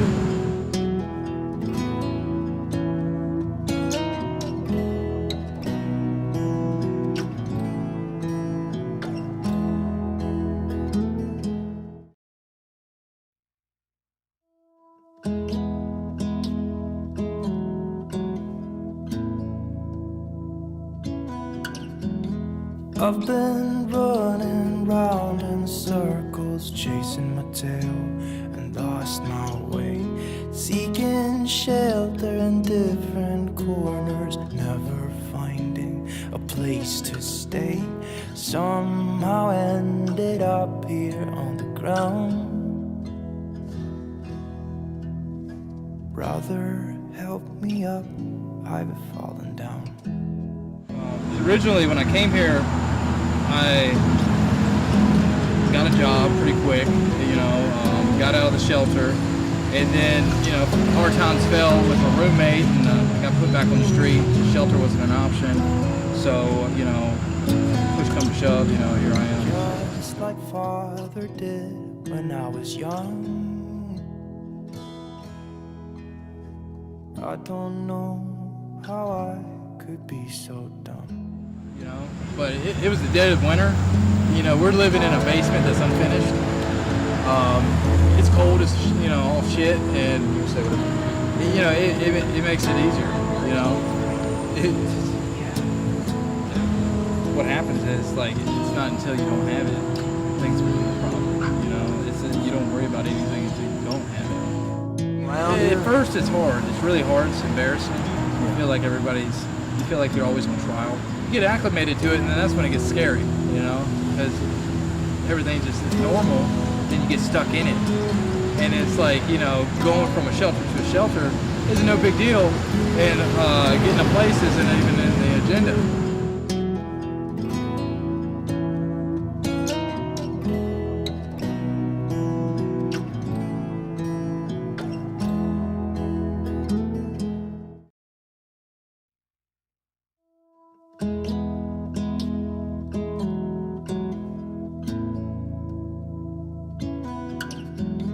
I've been running round in circles, chasing my tail and lost my way, seeking shelter in different corners, never finding a place to stay. Somehow ended up here on the ground. Brother, help me up, I've fallen down. Originally, when I came here, I got a job pretty quick, got out of the shelter, and then, hard times fell with my roommate, and I got put back on the street. The shelter wasn't an option, so, push come to shove, here I am. Just like father did when I was young. I don't know how I could be so dumb. But it was the dead of winter. you know, we're living in a basement that's unfinished. It's cold as, you know, all shit, and, you know, it makes it easier, you know. What happens is, like, it's not until you don't have it, things become a problem, you know. You don't worry about anything until you don't have it. At first, it's hard. It's really hard. It's embarrassing. You feel like you feel like you're always on trial. You get acclimated to it, and then that's when it gets scary, you know, because everything's just normal, then you get stuck in it. And it's like, you know, going from a shelter to a shelter is no big deal, and getting a place isn't even in the agenda.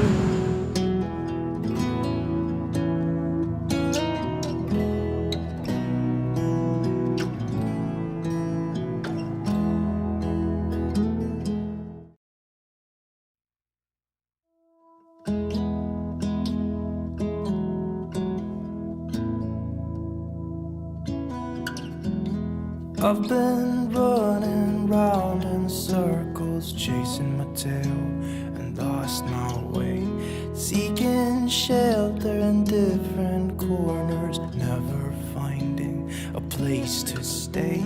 Somehow ended up here on the ground. Brother, help me up, I've fallen down. Originally, when I came here, I got a job pretty quick, you know, got out of the shelter, and then, you know, hard times fell with my roommate, and I got put back on the street. The shelter wasn't an option, so, you know, push come to shove, you know, here I am. Just like father did when I was young. I don't know how I could be so dumb. You know, but it was the dead of winter. You know, we're living in a basement that's unfinished. It's cold as, you know, all shit, and, you know, it makes it easier, you know. What happens is, like, it's not until you don't have it, things become a problem, you know. You don't worry about anything until you don't have it. At first, it's hard. It's really hard. It's embarrassing. You feel like you feel like you're always on trial. You get acclimated to it, and then that's when it gets scary, you know, because everything's just normal, then you get stuck in it. And I forgot I do have a tasty cup of coffee. It's ice cold, though. It was scalding hot, just like you like it. I mean, there's nothing like a nice, warm, hot cup of coffee. I mean, Convict Delight. You know? Are we back on? Golly, the delay is crazy. So in order to get this semi-smooth, I'm just going to fill you in on all the hoodoo. All the hoodoo, all the voodoo, all the magic, right? It takes a hell of a delay. Because if you look at yourself, you're going to be looking... Am I going to be looking into the past or looking into the future? I'm a little confused right now. I'm going to be looking into the past. Yeah. Anonymous Live says, Yanni, you live the editing skills. Very nice context, my dude. You know what's funny? Let me tell you a little story about cloves. So Fiji Water says, I think Yanni smokes cloves or American Spirit. First of all, American Spirits are utterly disgusting. Okay, I would never smoke. 100% all natural tobacco? No. Give me the additives. I want the carcinogens. I want the nicotine. I want the tar. I want the whole bit. I'm not smoking natural tobacco. This isn't 1723, okay? I want all the fucking chemicals, right? So forget about that. You remember that blue cat from the Forbidden? I don't even know what Forbidden? The Forbidden live stream. Like, what was happening in this thing? Was it like German Scheisen scat porn or something? I mean, that seems kind of forbidden, right? Maybe some bestiality. Is that what was going on with one of these animals? And then it's even, I want one of those cats, dog, so hook it up. Dog. Well, what is it? Is it dog? Is it cats? And first of all, I think that blue cats, British short hairs, you can get them blue. They're about $3,000. Good luck finding one. You'll have to probably drive way out of the way unless you live in like the breeder's part of the neck of the woods. They're hard to get your hands on, but they're great because they're like the bulldogs of cats. You know, they got the giant head and, you know, bulldogs, they're not, look, I've had a couple of English bulldogs, Winston and Quincy. God rest their souls. They didn't make it long. One of them was stolen from me in a residential treatment center. And yeah, so it was really, really, really unfortunate. Oh, wow. Well, you guys are really being generous today.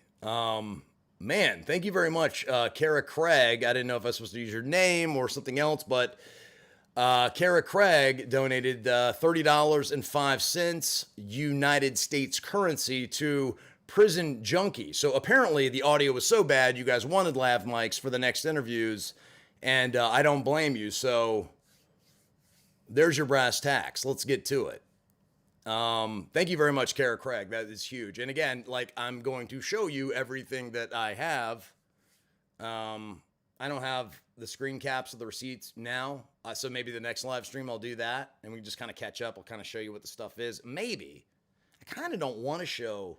I don't mind showing y'all, but you know, the difference between me and some other people is I actually know how to use this stuff. Right? And so if I do an instructional video on how to use it, like this does this and this does that, and this is how you do it, then everybody, they're already copying my approach to mental health and addiction. At least two people I can think of. Now all of a sudden they've got mental health issues. Not that they didn't before, but now they want to talk about it, and that's fine. That's good. I wanted to start and open up a conversation.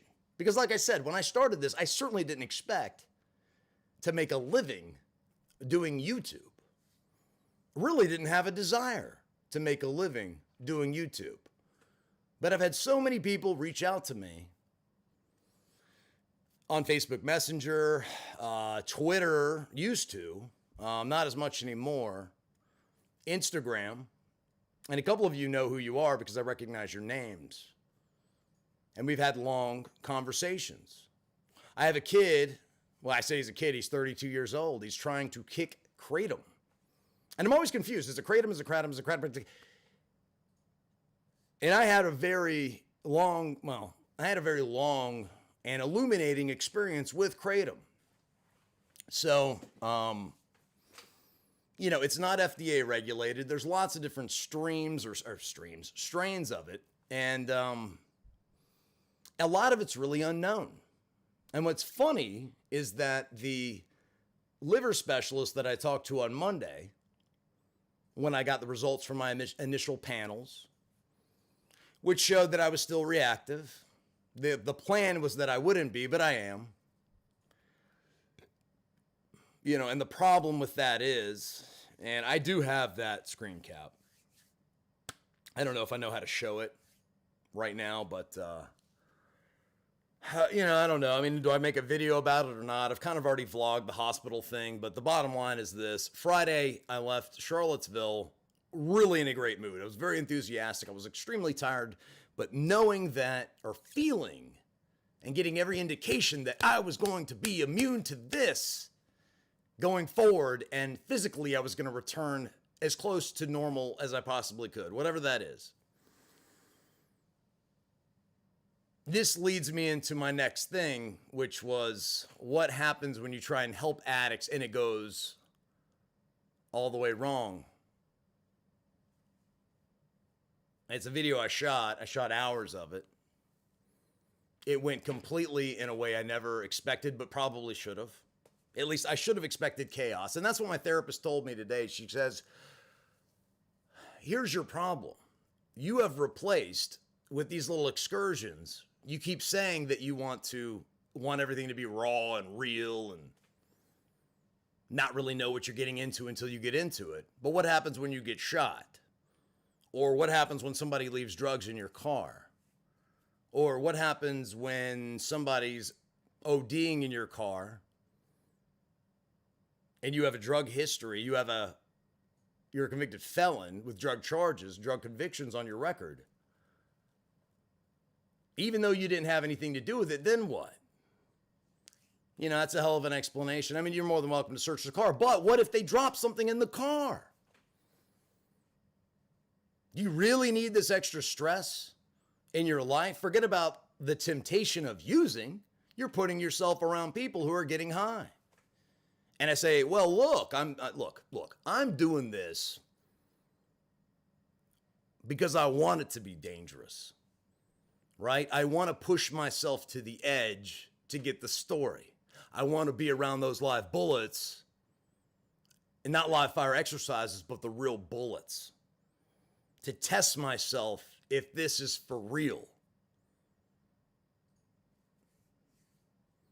I want to know. There's a piece of me that needs to know.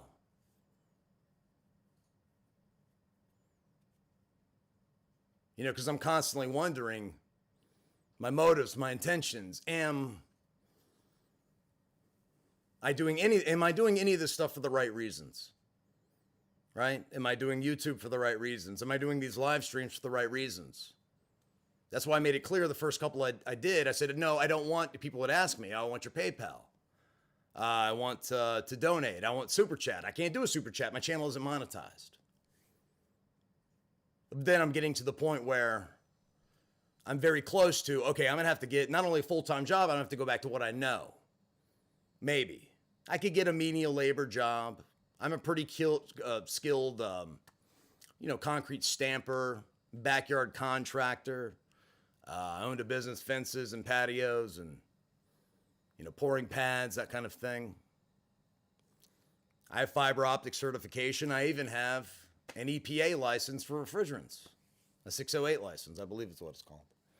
So I could get a job in both of those businesses. I do have actual BICSI, which is the fiber optic certification organization or whatever, as a level 2 installer, I believe. I don't know, it's been years since I've done it. Because I've tried so hard to get out of the car business because it's so soul-sucking. There's so much manipulation. There's so much deceit. You don't even have to lie to someone. You're constantly trying to control people, control their attention, control their decisions, applying pressure, then pulling pressure off. It doesn't help someone who has a propensity for addiction because you're keeping score. It's like a video game. There's a board. There are people that you're competing with in order to be the top salesman of the month, which becomes a lot more important to me than the money. I just want to beat everybody. And then the mood swings. I mean, the peaks and the valleys, the days where you sell 3 cars in one day and you made $1,500 or $1,800. Or the one where you absolutely rip somebody's guts out and you might have made $2,000, 25, sometimes upwards of 40% on front end grosses. You can make money like that. It doesn't happen very often, but it does happen, especially with used cars. So, any bets on whether Yanni smokes Marlboro Reds, Lights, or something unfiltered? Who the hell smokes unfiltered cigarettes? You know what's funny about that? I bought a pack of unfiltered cigarettes one time in my life because I thought it was cool. It was when I first started smoking. First thing I smoked was Newports. I got over that real quick. The next thing was Camels, and I thought they were so cute. It was this little pack of Camels. It was like this big, and I said, oh man, that looks cool. I saw like a movie with Johnny Depp in it or something. He's smoking unfiltered cigarettes. I don't know, something like that. And I said, boy, that's me. I mean, all the ladies are going to be coming after me when I'm smoking unfiltered cigarettes. I mean, all I need is a fucking cowboy hat and some turquoise fucking rhinestones, whatever those things are called, I just put a dream catcher around my neck. And it's over with, ladies. They'll be lining up at my bedroom door.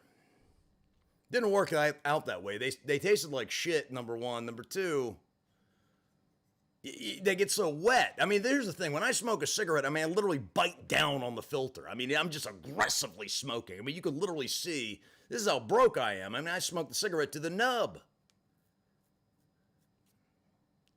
So anyway, smoking unfiltered cigarettes, not for me. But yeah, I did try it once. It's not what I smoked. Do you really want to know what I smoke? I'll tell you what, man. Fiji, you have all the questions.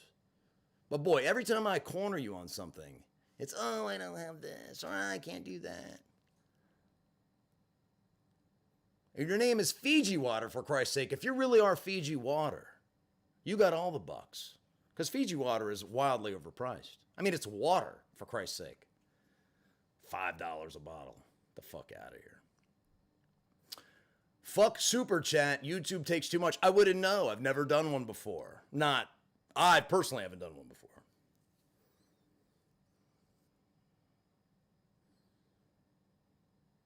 Is that what you have to do? It says, I used PayPal on the Streamlabs link, didn't join Streamlabs Prime or whatever that $5 fee was. I don't know anything about that. They really charge $5 to donate? It's like Ticketmaster. That's ridiculous. I ought to just give you my Zelle. But, I want a certain level of accountability there, again, because no one else is doing that, right? I really want to show you what I'm getting. What I really want to do is I want to do a 4K live stream, full sound panel, A1 microphone,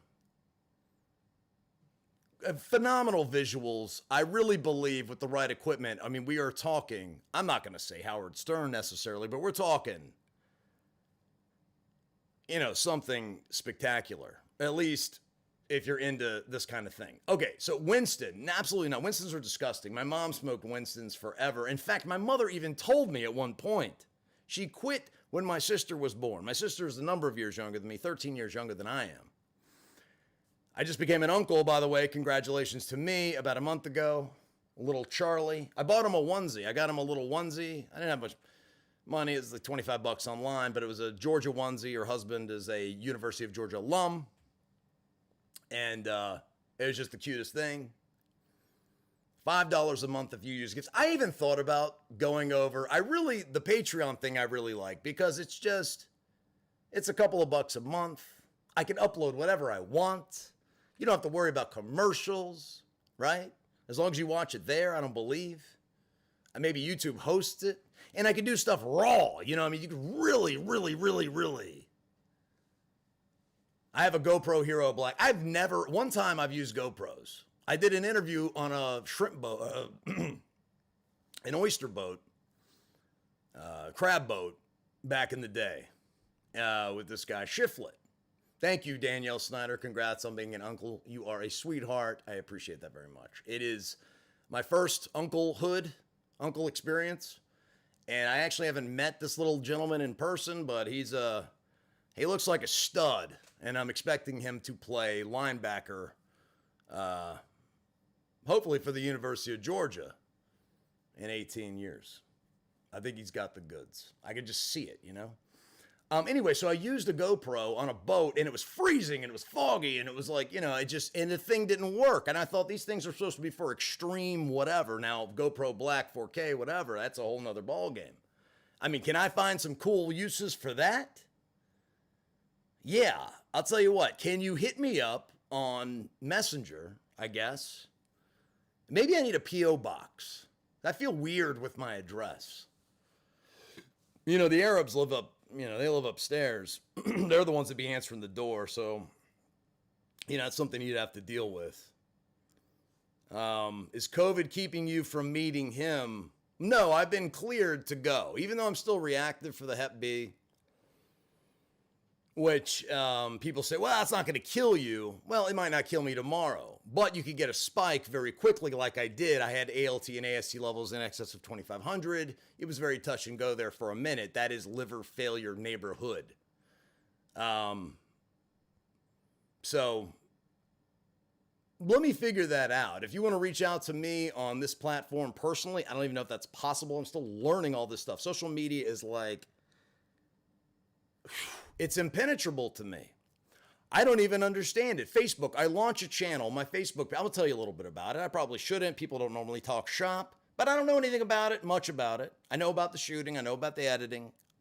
I know about being on camera. That's not a problem. Or it might be a problem. Depends on who you are. But for me personally, it's not whatever. But here's the thing.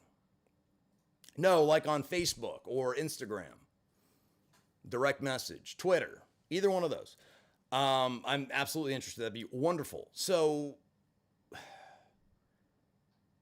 I start this page. I get the Facebook page. I get 180 followers in one day. I'm thinking to myself, wow, that's a lot, right? It sounds like a lot. I upload the trailer just to do something special for the page. I said, okay, well, here, I'll put this trailer out there. You know, and as a prelude to doing some more raw stuff where I'm not editing. And I mentioned that. I'd really like to do that. I think it'd be really cool. I don't have a P.O. box. I'll invest. I've never had a P.O. box in my life except when I sold Spice years ago. I used to have a P.O. box in Fairplay, South Carolina. And that's a hell of a story. You know, I got this stuff shipped from China and I made my own spice. This guy says, wait, none of them links work. All right. So look, I'm going to go through some comments from the top. If any of you guys are in here, let's see what kind of questions you have. I know people were speculating about some stuff and I'll get down to the bottom. All right. So I didn't understand that. So anyway, so I uploaded the trailer. And last I checked, it had like 40 or 50 views. I embedded it. It's not like it's a link. I embedded it. How in the hell it just doesn't make sense to me. You get 180 followers in one day on the channel, not likes, followers on the channel. I'm like, okay, man, there's a lot of people that want to see this stuff. Great, right? I put the trailer up. And I get the music's kind of overly sappy. Oh, by the way, I would love to know what you guys thought about the trailer. Could you hear the audio? Could you hear what he was saying? I'm going to have to do a lot of work with the audio or not, because I'd like to get it up as soon as possible. But anyway, so 2 hours, 3 hours later, 40, 50 views, 4 or 5 likes. And I'm thinking about, what is this? This doesn't even make sense. I don't know how it works. I don't know what gets pushed and what doesn't. I feel like my videos are getting better and better in quality. And almost no one's watched the boot camp video. I'm very proud of that video. I thought it came out really well. It's an honest story. Put a lot of work into it. It's got a lot of layers to it. It has a really cool title sequence that we made with the masking and everything, which I thought was neat. This video yesterday looked like it was doing very well. It has a lot of, I don't know anything about these keywords and all this stuff. I never did any of that. Never did I have any role to play ever in the history of social media with YouTube. None of that. Never. It would be maybe shooting, maybe ideas, maybe some performing or being on camera, whatever you want to call it. And then that would be that. So this is all new to me. So I'm very green. I call you guys green peas. Those of you who are, some of you aren't. But I really don't. Okay. I really have no clue. I have no clue. All right. We already discussed Michael Osborne. Thank you very much, man. You are a saint. Even though I've got Emmanuel Lewis looking me dead in the eyes, blowing me off, just like he did at the Tabernacle in 2005 in Atlanta, Georgia, that's okay. I love you, Emmanuel. I should have bought you a Jack and Coke. I felt like, man, this guy's probably a multimillionaire. What does he need it for? And really, I mean, a Jack and Coke to him would be like,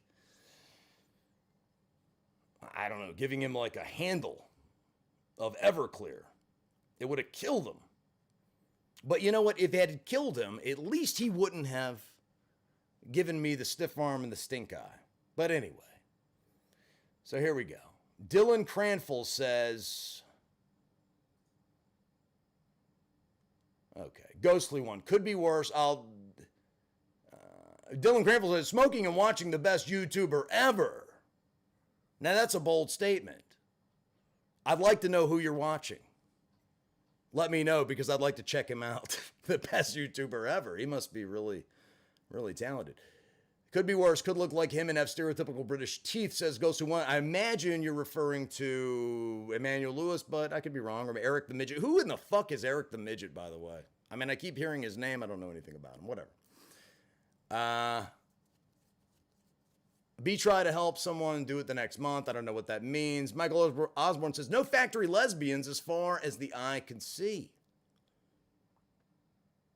Oh, that's the job where you work with the girl who looks like Emmanuel Lewis. She must be a real smoker. Simply Limbo says, love the vids. I regret my old comment from 2 years ago where I defended.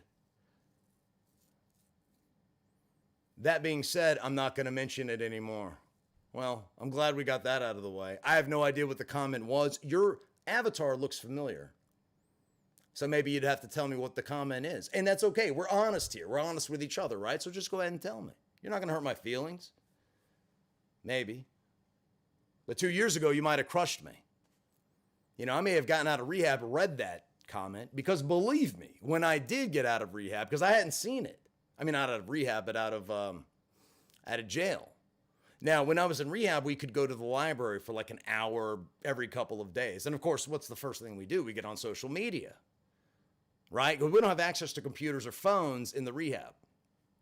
But we could travel 3 at a time to, there was a Dollar General in downtown Winchester if we needed candy or cigarettes or whatever. We could go by, there was a meeting at a vape shop called the Plume House. We'd go there, there'd be a meeting, you know, buy vape stuff for exorbitant prices. Really cool guy, dresses up, he's got like a little Gandalf hat, or little, it's huge. It's like the sorting hat from Harry Potter. And the beard and the whole bit. I mean, he looks like fucking Ian McKellen reincarnated without all the gayness. Nothing against gayness, I'm just saying. You get a lot of that in prison. So he says, the best stream you will ever see. You know, and this is an exclusive club, because we've been sticking around like the 40 to 50 neighborhood. We do this shit in the middle of the night. And Shotgun Piff says, might as well take my dose of methadone and start my day. Like Yanni said, sleep when I die. I mean, look, think about it. Think about it, okay? If you do sleep 8 hours per day, right? So that's a third of a day. There's 24 hours in a day, right? So every 30 years you're alive, you're sleeping 10 years. Imagine if you could get by on 4 hours of sleep per day.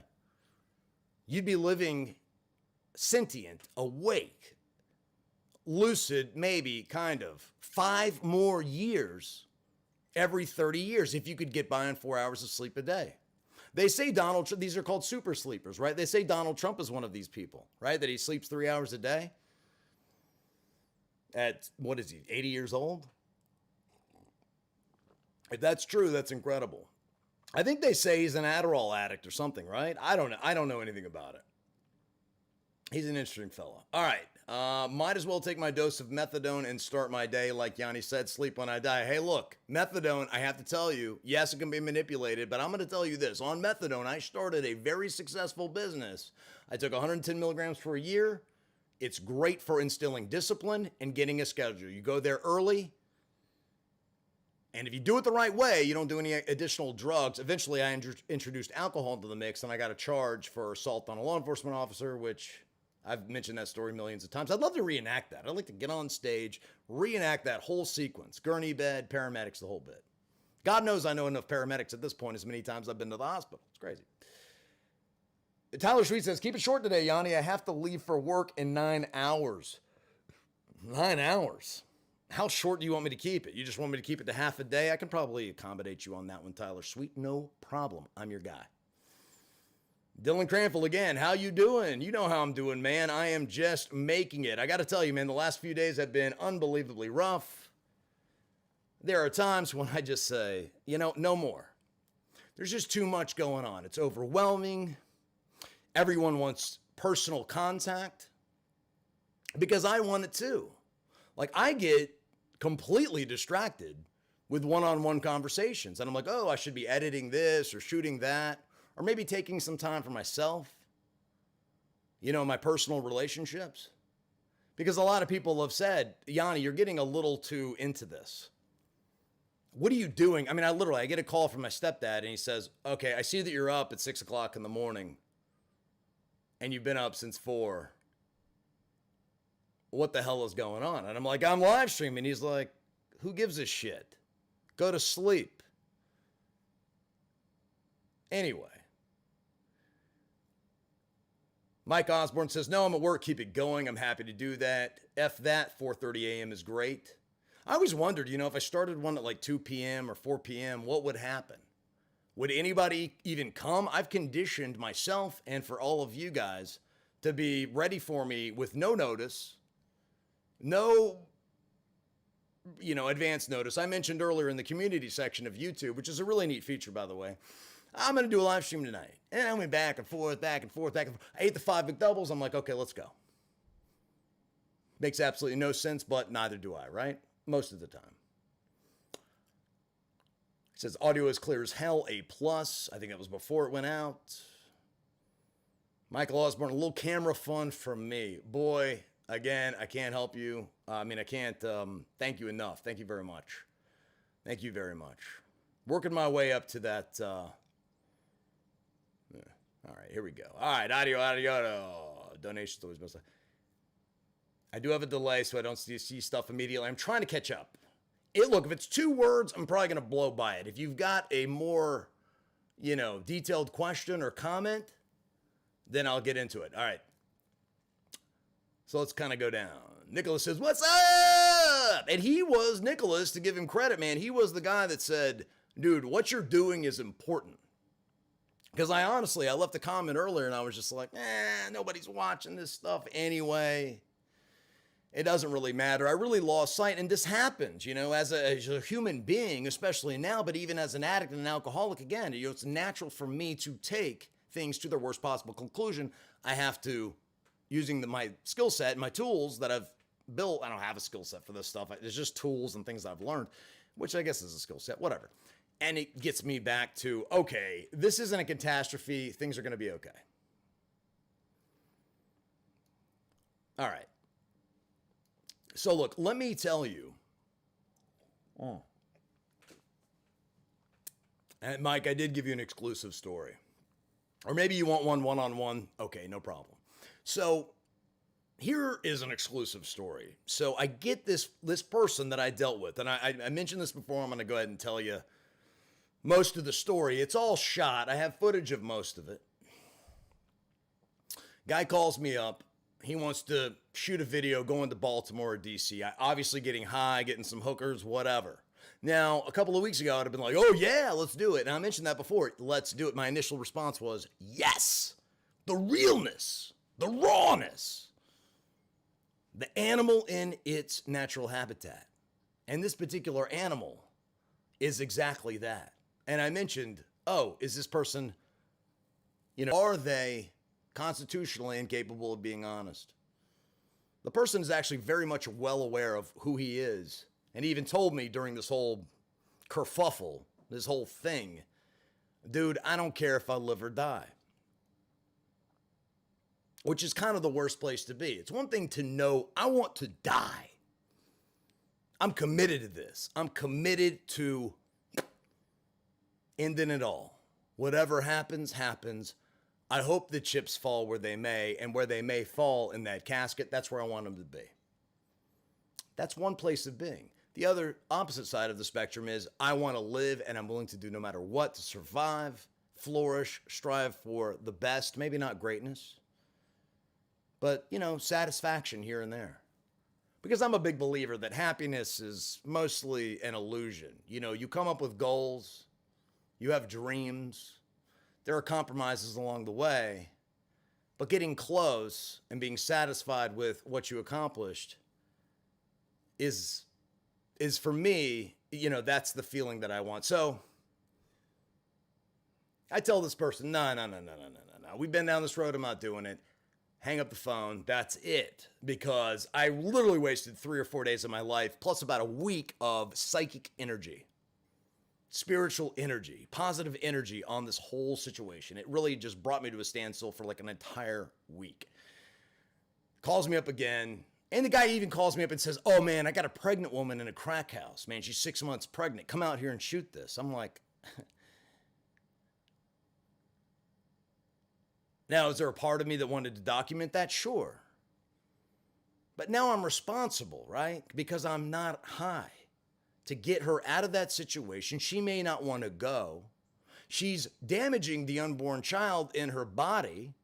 Now, if you take it to its logical extension, women's libertarianism, they would say, well, this woman's right to have, but let's be real.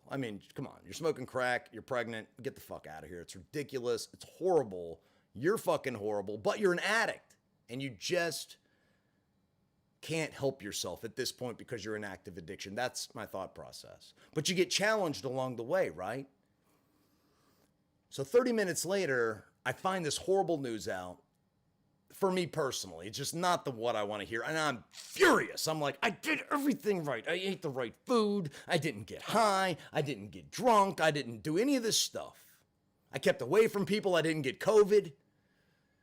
And even then, I only had an 8% chance of going chronic, 2% chance of liver failure or death, 90% chance of immunization, being immune going forward. And now I'm part of the 8%, possibly the other 2, after a weekend? Are you serious? So I'm pissed. I'm like, woe is me. Fuck life and fuck everyone else.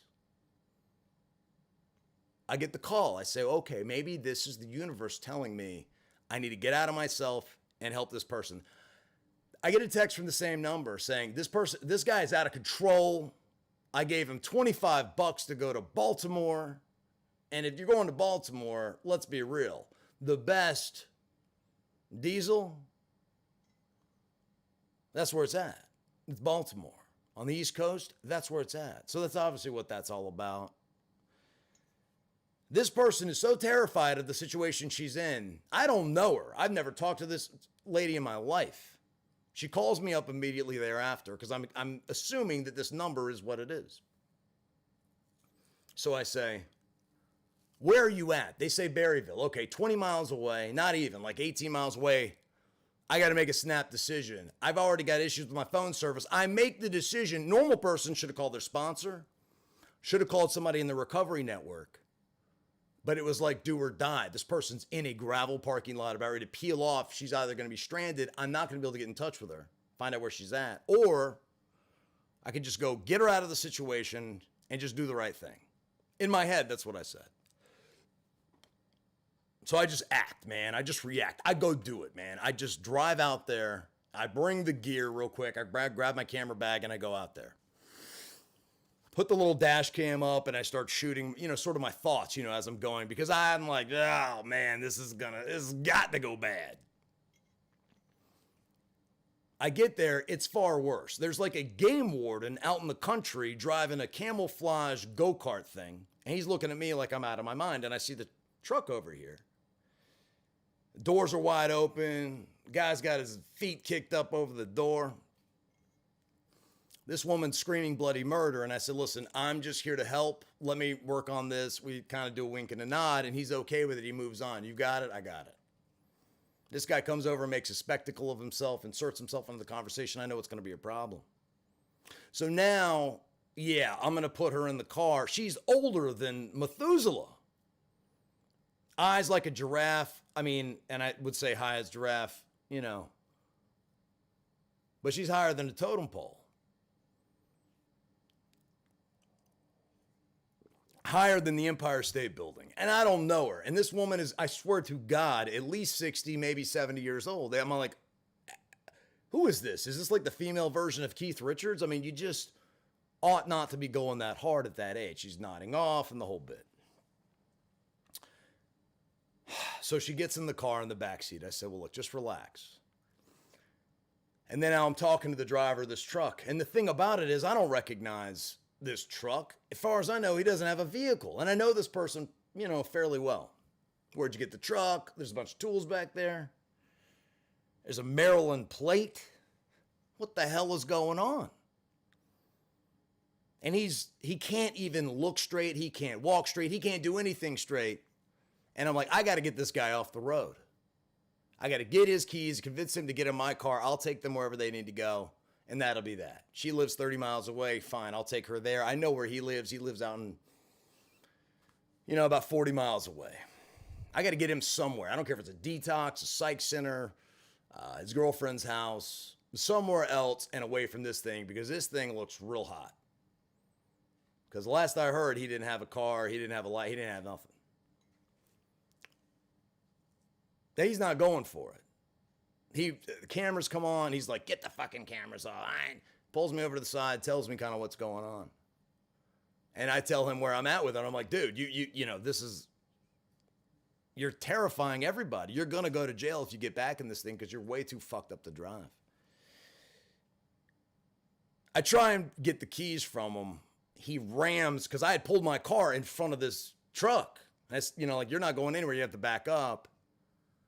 And at that point, maybe it'll buy me some time to talk some sense into him. But the thing about it is you get somebody this far into active addiction, and I'm telling you, it's one of the worst I've ever seen. You can't kill this guy. He never goes out. Tons of ODs, tons of prison time, all this stuff. But you just can't, he's like the Energizer Bunny. He's a cockroach in a Twinkie. Imagine the thermonuclear meltdown. The things that would survive would be cockroaches, Twinkies, and him. He starts ramming on the gas like he's going to T-bone my car. I'm holding on to the door like, come on, man, are you serious? I mean, what are you going to do, T-bone my car? There's people in the car. I mean, this is about to get really outrageous, right? So I back up. He peels out. I follow him. He's swerving all over the road, and I have to make a decision. Like, what am I supposed to do?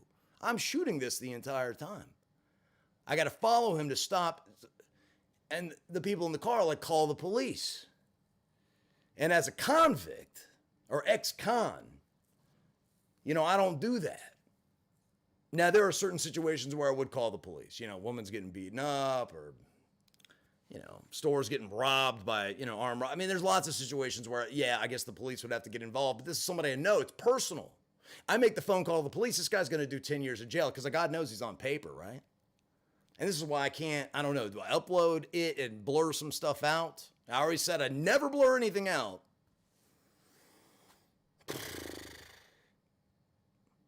But this is as real as it gets, man. I mean, this is as real as it gets. It is real. I am chasing him. I am speeding to try and catch up to him. He is swerving all over the road. And it's like, what am I going to do? What am I, just waiting for him to crash? Die? Tell the story? I mean, what's the end game here?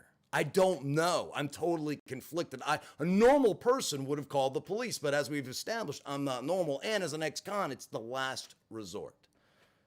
But there are people on the road whose lives are in danger. Anyway, fast forward. And he's in danger. But if I make that call, I feel like I'm personally responsible, even though he's writing his own ticket, right? I'm personally responsible for him going to jail. And he's going to go to jail for a long time. He has a pending case and everything else. So I keep following. We have another altercation. We actually have a physical altercation at one point. It didn't get on camera. But he was talking to his girlfriend. I said, let me talk to her. And he snapped. Everything was fine until then. He pulls over in a neighborhood with $800,000 homes and is just throwing stuff out of the back of the truck. He's trying to give me a coat. He's like, oh, it's Patagonia, man. This is a nice coat. I'm like, I don't know where the fuck you got this coat. I don't want this coat. It's 90 degrees out here. You're giving me a Patagonia coat, extra large? I'm a schmedium. Give me a break. So I follow him to the next stop, and then that's where we have the altercation. I have some of that on camera. And it's like, I don't want to implicate this person because he ended up making it a lot further than I thought. I don't know if he made it all the way to the end. But the next thing is, again, I don't have phone service. I'm in mountainous area. You know, I live near Shenandoah Valley. So the coverage is really bad. And I'm relying on Wi-Fi because I really don't have a cell phone. It's real. Otherwise, I'd be live streaming all over the place. I'd be in the car. I'd be on a mountain. I'd be, you know, everywhere. I'd have done it in Charlottesville. I would have just live streamed it. Believe me. I have no hesitation whatsoever to live stream at the drop of a hat. It makes no difference to me. The way it's undeniably real, right? Whatever you see, whatever I'm saying, it can't be, I mean, I guess it could be staged, but it's, you know, I feel very comfortable doing that. Because I want you to really see how an ex-con fresh out of the joint really adapts to the real world. Because I haven't really had an opportunity to do that yet because I've been so sick. Now I can. Finally, he peels off, gets away, goes through a red light. I can't bust through the red light. I lose him. Fine. Okay, so we're going to take her home. She is nodding out the whole time. I have Narcan in my glove compartment in case of an emergency. And I told the story before where I was shooting a story, you know, prison stories with him because he's done 22 years. He's been in 12 prisons in Virginia. He's been in Florida and so on and so forth. The guy shoots heroin in his neck in my bathroom. I look in the crack. I'm like, oh my God, what the fuck are you doing? And now fast forward a couple of weeks later, here I am in a very dangerous situation for all sorts of reasons. He is a threat and a menace to society. This old lady, I mean, she looks like the fucking crypt keeper in the back of my car. Why do I have a 70-year-old woman, 60? Look, if she's under 60 years old, she told me she was 68, but who knows? She was so. And now I'm trying to find out where the hell I'm going. She said she lives in Delaplane. Well, if you know anything about Delaplane, Virginia, which I didn't, it's about the size of a post office. I mean, literally, you go in, there's a sign on the post office that says Delaplane, where you would normally see, welcome to Nantucket, or welcome to Providence, welcome to Chesapeake. It's on a building, the welcome to sign. It's not even welcome to, it just says Delaplane. And it's nothing but back alleys and hollers, and it's just strictly country. So this lady doesn't know where she lives, and I'm trying to figure out what. She keeps, just go straight, just go straight, just straight. I said, honey, if I keep going straight, I'm gonna go through a goddamn mountain. I mean, where in the hell are we going? It's Marshall. It's off of Marshall. Well, look, there's a Marshall City. There's a Jim Marshall Boulevard. And it just goes on and on and on. So finally, I just grab her phone while she's nodded out. And every 10 minutes or so, she's completely flatlined. I have to shake her and yell at her. And and I'm just holding, we have that Narcan in the glove compartment just waiting to use it. And I'm thinking to myself the whole time, and I even say this on camera, like, what the fuck am I doing? What am I doing in this situation? This is out of control. I don't need to be doing this. I just wanted to give this person a ride home and get her out of a dangerous situation. It's metamorphosized, which isn't a word yet, into something completely out of control and something I'm completely unequipped to deal with. Finally, I go through her phone, make some phone calls. I get her mother on the phone. Incredible that she has a mother that's alive as old as she is. She's got to be 120, the way she looks. And you saw a picture. I put it on the community section, and I put it on the thumbnail. That's her. Guess what she goes by? Granny. Anyway, make a long story short, because I'm thinking about at least uploading that part of it. It really challenged the whole concept of my channel and my way of thinking, which is that these, the decriminalization of drugs and criminal justice reform for addicts and getting them the treatment that they need. I'm dealing with two people that appear to be completely untreatable. I say, how long have you been doing this? I've seen dust in mummies' tombs in ancient Egypt that's younger than you. How long have you been doing this? She says,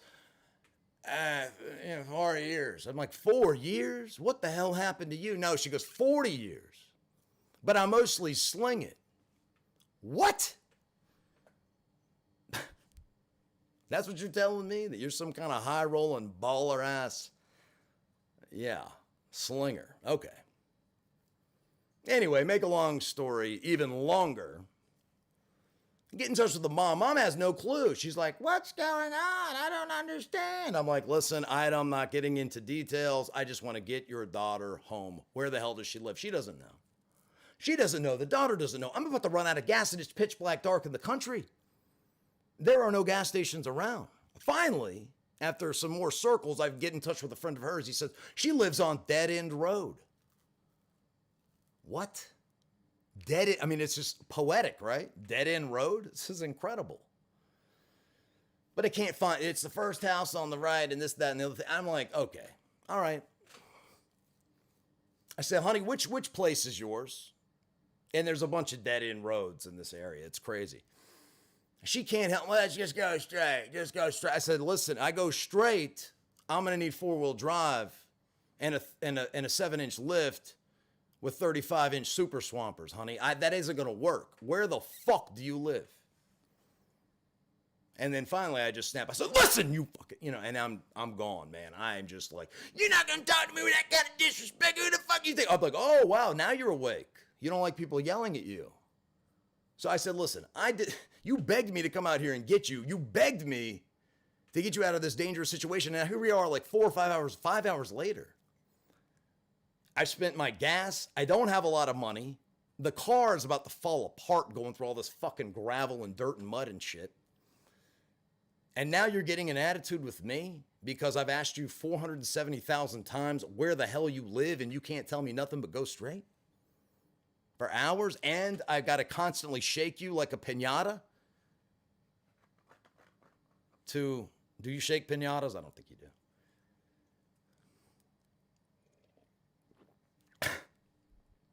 To get you awake and help me out, and then finally I reach my breaking point because you're just completely uncooperative and you're completely unappreciative of what I'm trying to do for you. Now you're snapping on me? F you, screw you, you ain't gonna disrespect me, you're not gonna disrespect me. I said, I tell you what, I know we're close to your house. Get out. Just, whatever. She gets out, slams the door. She already wants to get out. I still would have taken her if she figured out where the hell she lived. She gets out, slams the door, cussing me the whole way. You're a piece of shit and everything else. Starts slamming my car. Keep in mind, 5 hours ago, begging for me to come pick her up. A person she didn't even know, a person I don't even know. I'm just trying to get outside of my own head, out of my own bad situation, out of my own bad, negative self-talk and get her to a safe place. And let's be real. I mean, she doesn't have a lot of tread left on the tires. And I look insane driving this old person around. Right? So it's time. She gets out. I hear her get. Now all of a sudden she knows how to use the phone. She knows how to call all her friends. Yeah, this my. He left me stranded out here, and he's trying to. And I'm like, are you kidding me? That's not all. I'm out of here. I am literally out of here. I'm on the most narrow country road ever. Trying to back out of this place is impossible. It's completely dark. Finally, I get back home an hour later. Somehow she's got my phone number. She calls me up and says, "Where's my drugs?" Where's my drugs, motherfucker? I said, excuse me? Where's your drugs? What drugs? You left drugs in my car? You left drugs in my car. She goes, I'm outside. And if you don't have my drugs, I'm going to kill you. My cousin over here is going to kill you. I'm like, not only does this person have my number, but she's outside of my house? How is this even possible? So at this point, country people are crazy. I mean, really backwoods country people that they got guns. They keep guns, whether they're hunting or anything else. I mean, you got the, Minutemen out there, the militia. I don't know what the hell I'm walking into. So, I'm slinking around Turns out there is no one outside. She says, well, I'm going to fix you. I'm going to catch up with you one of these days. She calls me 30 minutes later. And I said, listen, I didn't see you. I tried to find you. But she's obviously mistaken. I went through my whole car. There's nothing in there. But that was it. That was the thanks that I got for. And I didn't expect, her to give me a big hug and say that she saved my life. But I did expect her to at least get out of the car and not be an asshole.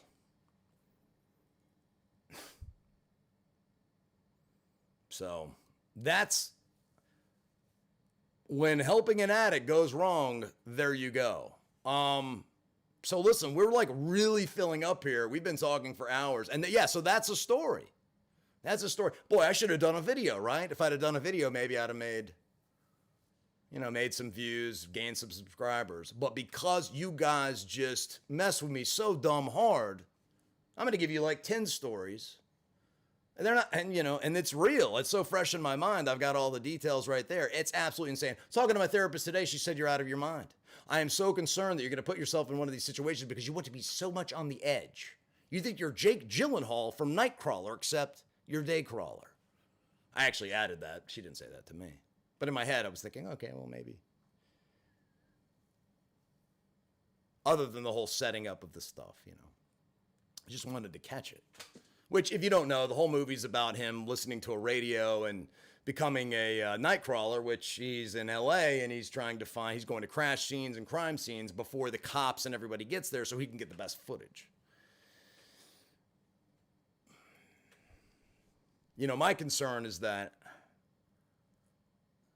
I don't have any rope or latitude to be breaking laws. And I wonder morally, you know, should I have called the police? And I'm even right there on the video. I'm saying, what? Because somebody even in the car says, I said, what should I do? You need to call the police. I said, I'm not calling the police. That's one thing I'm not doing in this situation. Upon reflection, maybe it is. I mean, you know, again, everything's not so black and white. I don't know. I guess it's easier not to be in that situation in the first place. And so a lot of the stories I have lined up are people who have made positive changes in their life, and I can actually talk to them without the threat of like legal action or the threat of the law. So that's people I tell this to, like my sponsor or my therapist or other people I know are like, how do you keep putting yourself in these situations and stay clean? Well, initially it was because of my health, and it was because I wanted to stick my hand as close to the fire as possible to see if I'd get burnt, to really test myself. How real are you about this? How committed are you to this? Because if you're going to get on the internet and talk about this, buddy, you better be about that life. And I am. Maybe I don't need to be putting myself so close to the fire, but I've at least proven to myself internally, I know that the commitment is there. You know, come hell, come high water, whatever. This, I might do everything else. I might jump off of a cliff tomorrow. I may go skydiving without a parachute. But what I will not do is get high, because there is nothing a drink or a drug can do to make my life any better. So,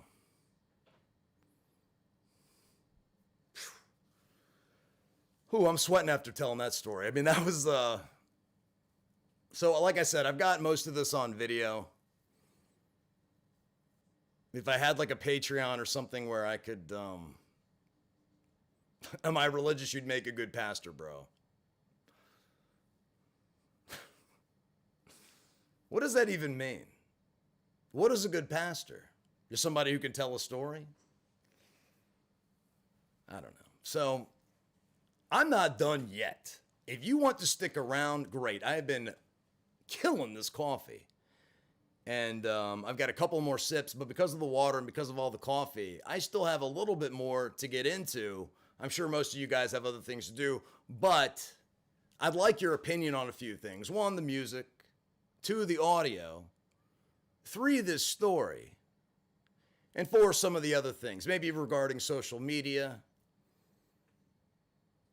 And I want to answer a couple more of your questions. These live streams, they don't do anything. They don't make any money. They're so long. I mean, the donations that I got are why is that word even up there? I need to put investments, because that's what it is. It's investing in the health of the channel and my ability to consistently upload content that is as real as I can get it. But I appreciate the, I appreciate the compliment. So look, let me go ahead and take another break. I'll go ahead and throw the trailer for tomorrow's video up, and Blue Cat Wrangler, that would be extremely difficult. I'm going to go back through the comments. So if you want to stick around, you want to hear, a shout out, some recognition, an answer to your question, I'll do my very best to give you all of the above. So let an old man take a break, and I'll be right back. Sound good?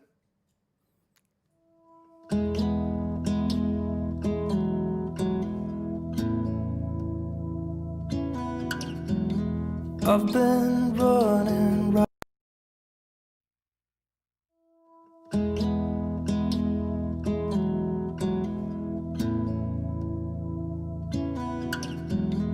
I've been running round in circles, chasing my tail and lost my way, seeking shelter in different corners, never finding a place to stay.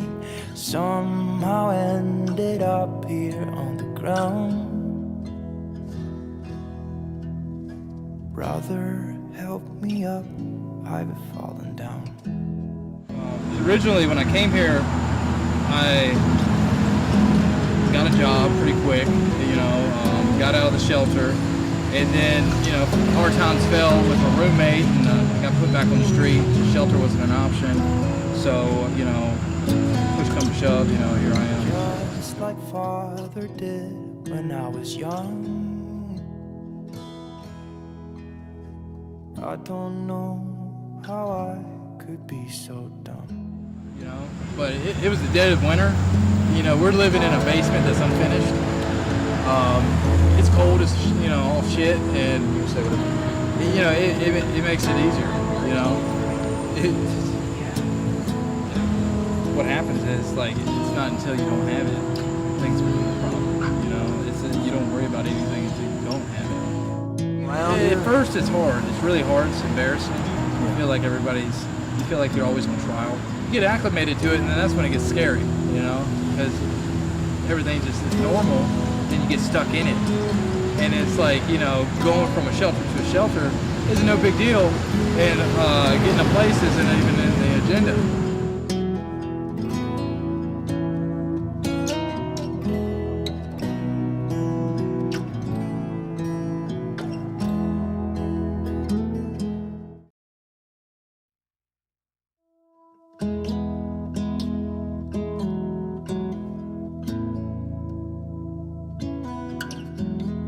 I've been running round in circles, chasing my tail and lost my way, seeking shelter in different corners, never finding a place to stay. Somehow ended up here on the ground. Brother, help me up, I've fallen down. Originally, when I came here, I got a job pretty quick, you know, got out of the shelter, and then, you know, hard times fell with my roommate, and got put back on the street. The shelter wasn't an option, so, you know, push come to shove, you know, here I am. Just like father did when I was young. I don't know how I could be so dumb. You know, but it was the dead of winter.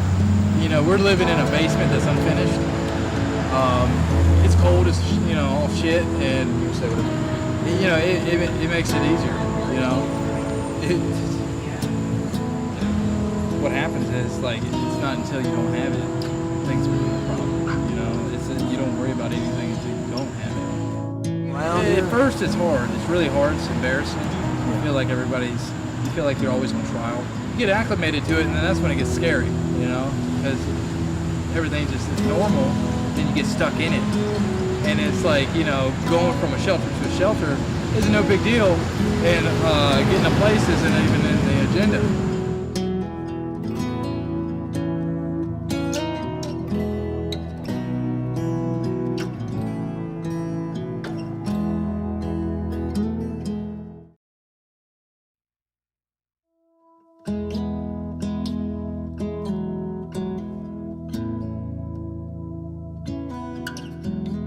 I've been running round in circles, chasing my tail and lost my way, seeking shelter in different corners, never finding a place to stay. Somehow ended up here on the ground. Brother, help me up, I've fallen down.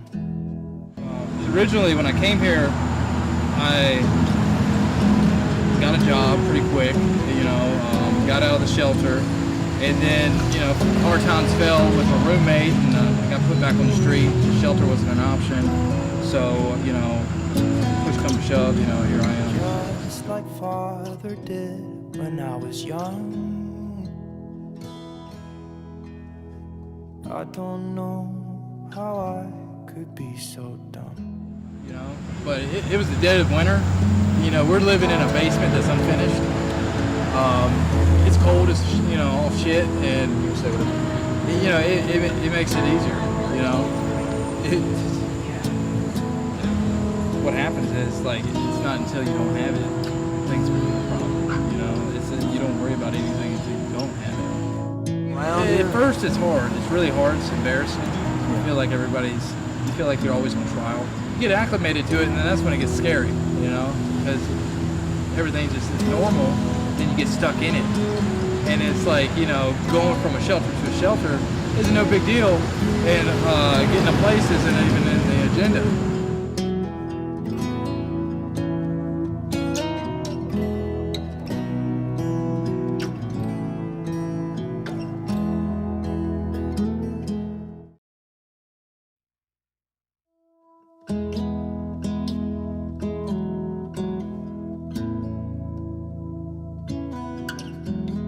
I've been running round in circles, chasing my tail and lost my way, seeking shelter in different corners, never finding a place to stay.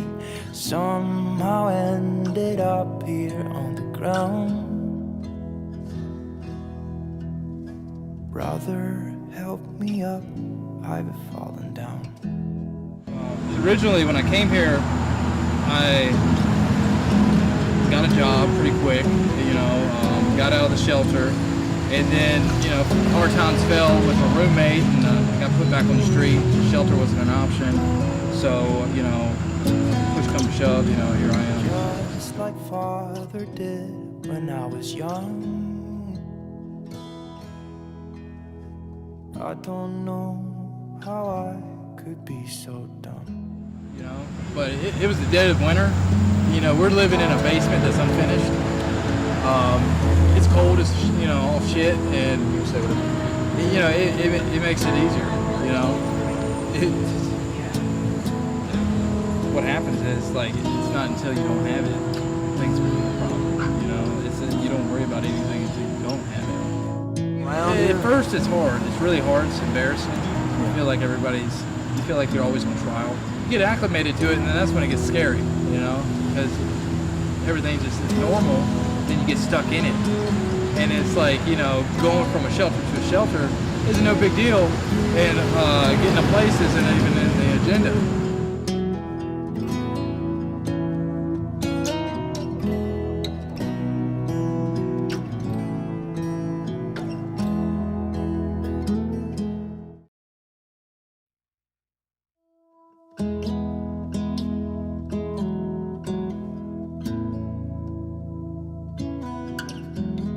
I've been running round in circles, chasing my tail and lost my way, seeking shelter in different corners, never finding a place to stay. Somehow ended up here on the ground. Brother, help me up, I've fallen down. Originally, when I came here, I got a job pretty quick, you know, got out of the shelter, and then, you know, hard times fell with my roommate, and I got put back on the street. The shelter wasn't an option, so, you know, push come to shove, you know, here I am. Just like father did when I was young. I don't know how I could be so dumb. You know, but it was the dead of winter. You know, we're living in a basement that's unfinished. It's cold as, you know, all shit, and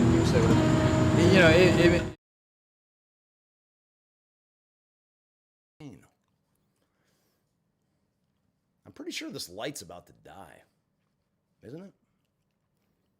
All right. Did I almost put my glasses on upside down? Would that even work? It might. It might.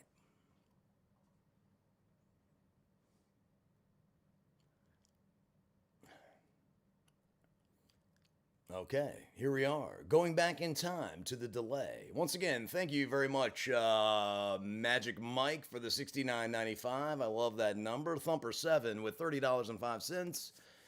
And I know that there was Kara Craig as well. And then KEK. Keck, I guess. Now, I don't, you know, look, I'm, all right, so I'm going to roll it back. I'm like literally rolling it back like 2 hours. It's 6:50 now. I mean, I'm looking at stuff from like 4:35 and I realize, man, I haven't even touched any of that. So I'm going to kind of... Okay, Nurse Tammy G is here. Yanni, because I did mention that there was at least one nurse in here, and that's good to see. And I do know that you actually are a nurse, because why? Because you told me you were a nurse. And I just take things at face value these days, don't I? No, actually I don't. Not at all. Not at all. But you know what? You have a very honest face, so therefore I'm going to go ahead and take your word for it.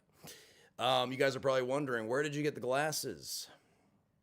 Those are really sharp. Well, these are actually the cheapest glasses you can possibly get, and they were funded by... During COVID, I switched over from private insurance to Medicaid, and these were provided by Medicaid. And they pulled out a box. I said, well, I really like those Ray-Bans over there. Those are sharp. I like those Versace's. And actually, I don't. There's not a single pair of Versace glasses I would be caught dead in. I don't give a shit. How much they cost means nothing to me. Nothing.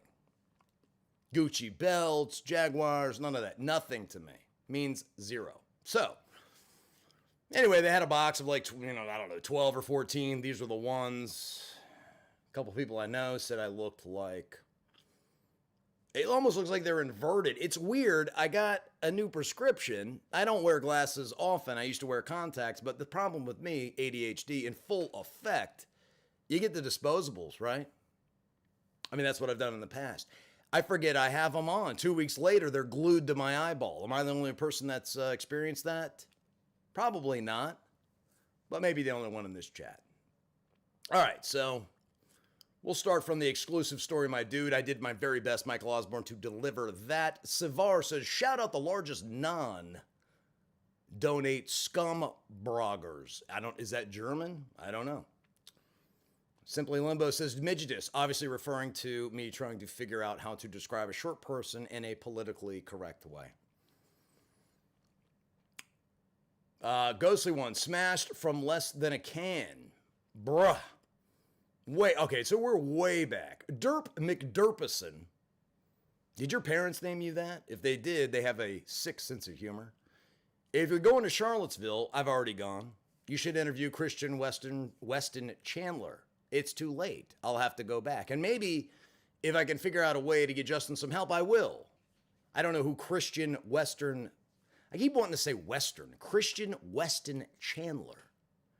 That's a hell of a tongue twister. I don't even believe that's a real name. I don't know who he is. You'll have to inform me. How much is a typical, Ghosty One says, how much is a typical McDonald's meal? Or a typical Donald's meal? Is that what it's called? Wherever you're from? Is it not called McDonald's? Because they want to eliminate the Irish connotation? Is it just Donald's meal? That would be interesting. You know, like Donald's meal. It could be like Donald Duck. It could be Donald Glover.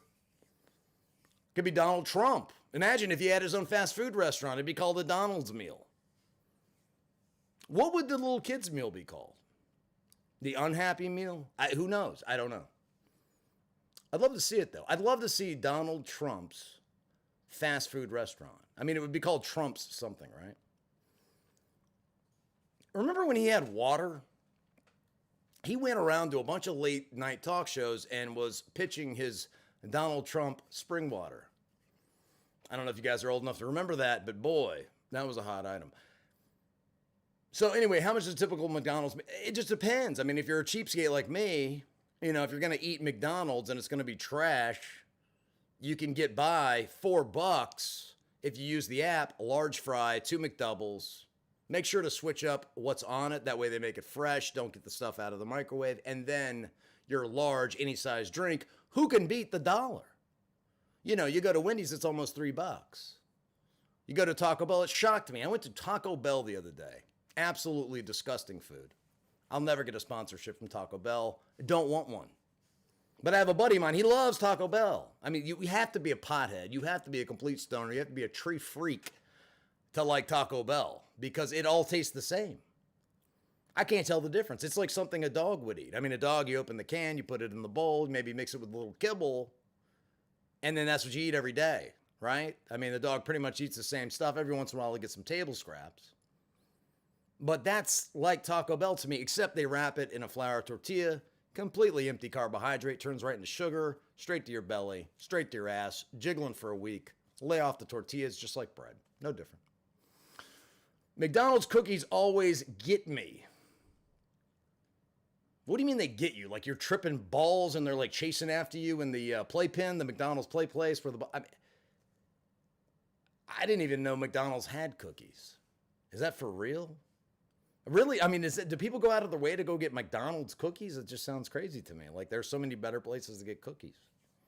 But okay. All right. Oh, he is in the EU. At least my country, that's like $8 to $10 to feed one person. All right. Snowman's Angel says LMAO. Hopefully you're talking about me, or maybe you're not. Either way, I'm glad you're laughing, and that's great. Tammy G says, love listening to this guy talk. Yanni can make any subject interesting. Think about the driest subject you can possibly imagine. That would be an interesting challenge, and see if I could make it interesting. Would it be actuarial tables? You know, from like insurance, life insurance. If you can make that interesting, I actually think that I could. All right. I just got my license back as well. 15 years without them and 9 years clean without them. That is a miracle. 9 years clean without a driver's license. I mean, maybe it makes it easier, right? You can't just spur of the moment drive to get some dope. You have to make arrangements. You got to pay the driver, right? Because he's going to get a kickback, right? You got to get on the phone with him. You got to make sure he's not going through like a little clean spell or spurt, or he's on probation or pretrial. All right. Snowman's Angel says, I've got to get ready for work, but thank you for the morning giggles. My pleasure. Matt M. 182. I'm also a habitual night owl. I try to fix it sometimes. It just never sticks around. I live in Georgia, so we're in the same time zone, I'm pretty sure. Man, that's awfully special. We are in the same time zone. We certainly are. East Coast. EST, Eastern Standard Time. And I love the long videos. You do, and I do. I mean, I feel like, hey, man, 2 minutes or 2 hours and 30 minutes. I checked the time when I got up to take a break. And I was like, man, 2 hours and 30 minutes. I'm just getting warmed up. This is nothing. Absolutely nothing. We're just scratching the surface. We're just polishing the turd. Just the first coat of wax. We're not even at the polish stage yet. Which I think there's somebody proved that. I don't, was it Mythbusters or something, that you could actually polish a turd? I think a little extra went into it. You had to let it kind of dry out a little bit, but you can actually polish a turd. So if anybody ever tells you that you can't polish a turd, well, you can't polish a turd. Wait a second. I can prove you wrong. These guys did it. Here it is. Turd, fully polished, waxed, lacquered up, ready to put on your mantle.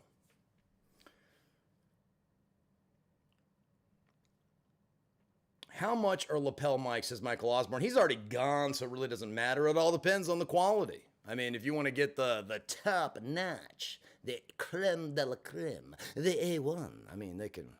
Look, for microphones, you can pay as much as you want. Much as you want.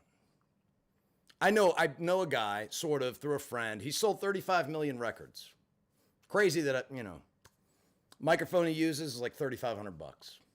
It's one of those blue bottle type things, Neumann, something like that. $3,500.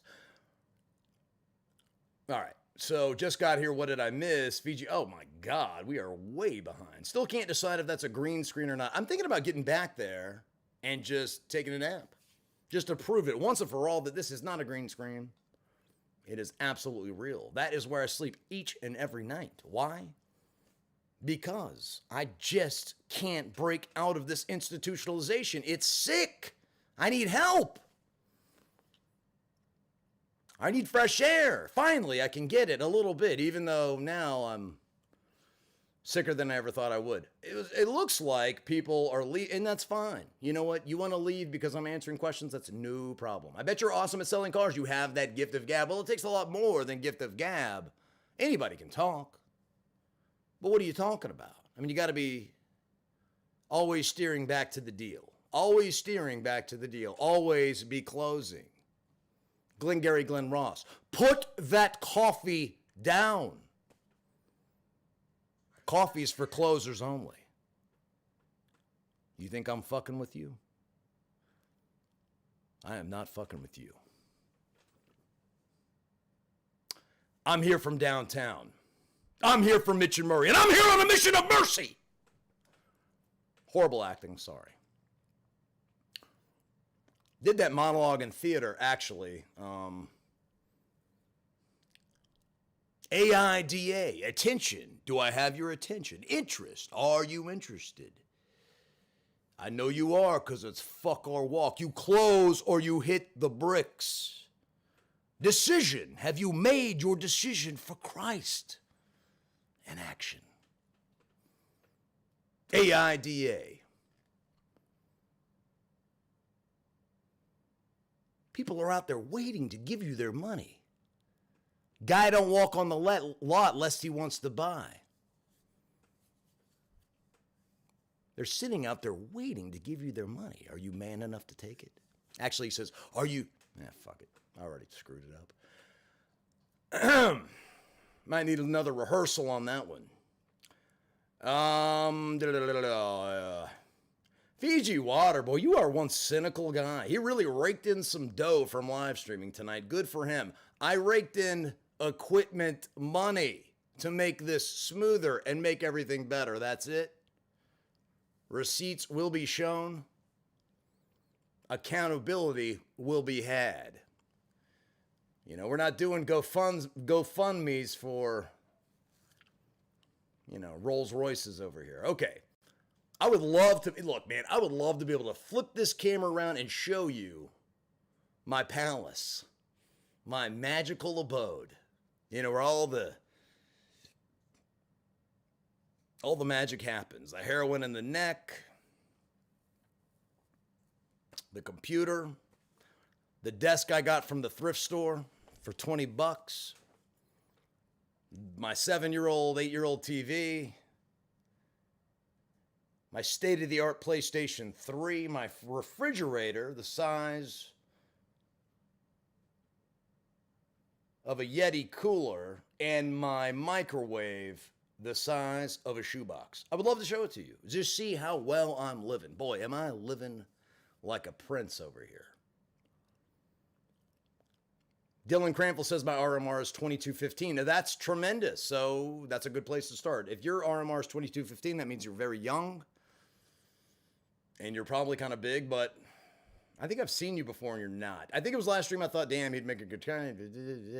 Somebody, okay. What do you suppose that silver tube behind him is for? What silver tube? I don't see a silver tube.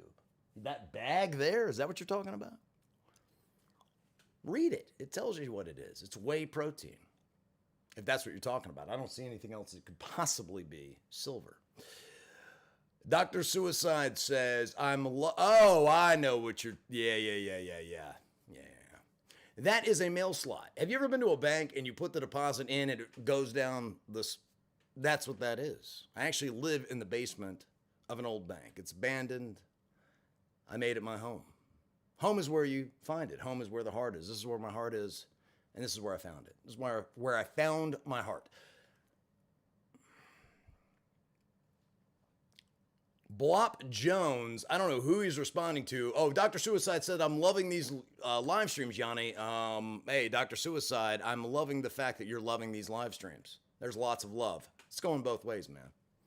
Now, when I say go both ways, don't get the wrong idea. That's not the way I roll. Or is it? Maybe in prison. Who knows? Blop Jones says, I bet his IQ is 130 to 140s. Interesting guess. Born Mush says, I'm smoking one right now. Hopefully a cigarette, but maybe it's something else. And if that's okay. Fiji Water. Always count on Fiji Water to be the internet detective. He wanted me to sing this song live. I said, sure, no problem. How much you got? He said, I'd be willing to pay for you to sing this song live. I said, okay.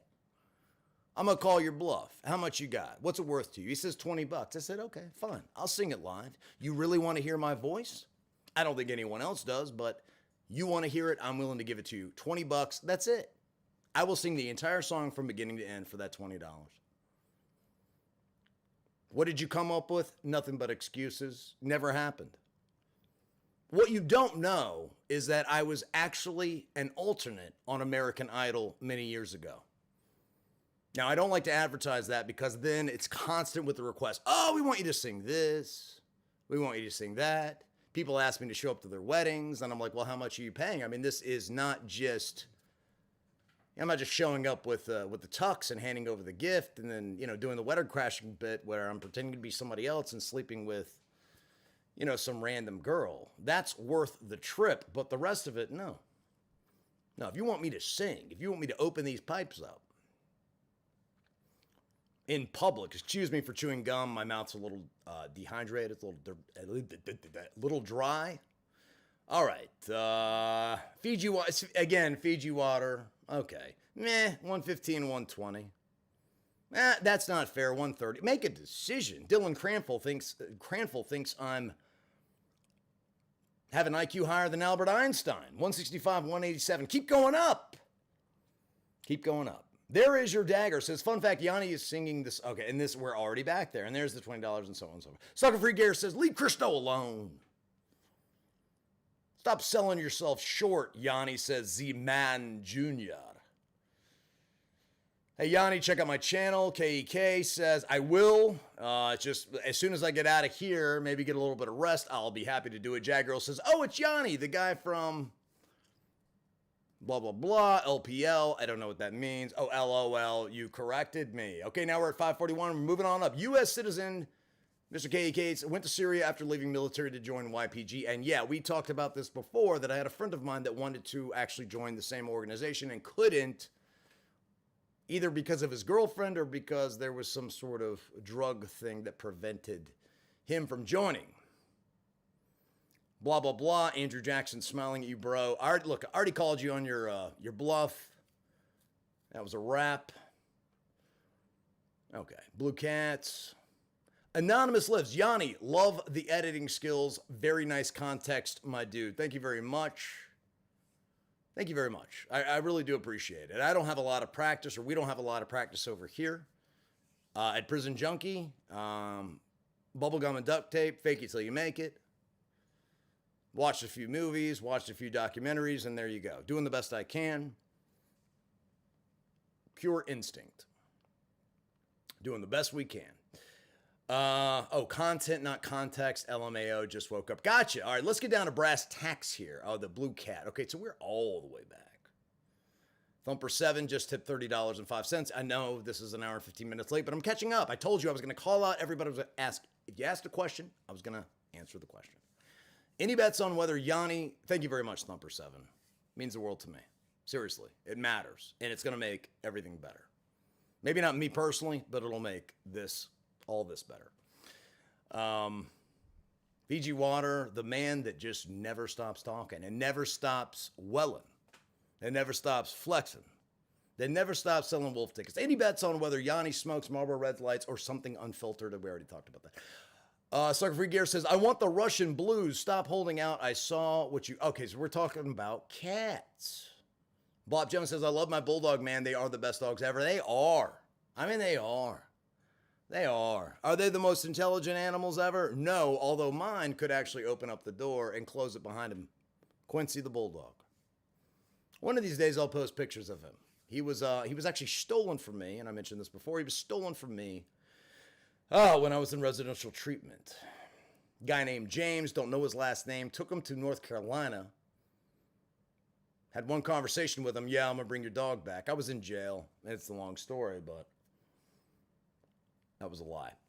All right. Born Mush says, I told Yanni to get a rolling machine. Works out to like $2 to $3 a pack if you stuff your own smokes with a Top-O-Matic. I don't know if you saw the original prison story that I did on this reboot of the channel, which was I ate a man's face in prison. The scariest thing I ever saw. Rolling cigarettes, I don't need a machine. I am the machine. I don't need a Top-O-Matic. I'm the Yanni-matic. Done deal. It's a wrap. Bugler, whole pack. 10 minutes. Light them if you got them. I'm a beast. Some things you never forget. Riding a bike. Jerking the gherkin. And then also rolling tobacco. Those are the three things that you never forget. Okay.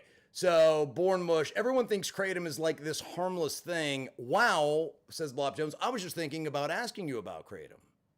And then Thumper 7 says, some people think it's from the earth, it's harmless like toxic mushroom or poison berries. Do people eat berries to get high? Is that a thing? I mean, mushrooms, of course, sure.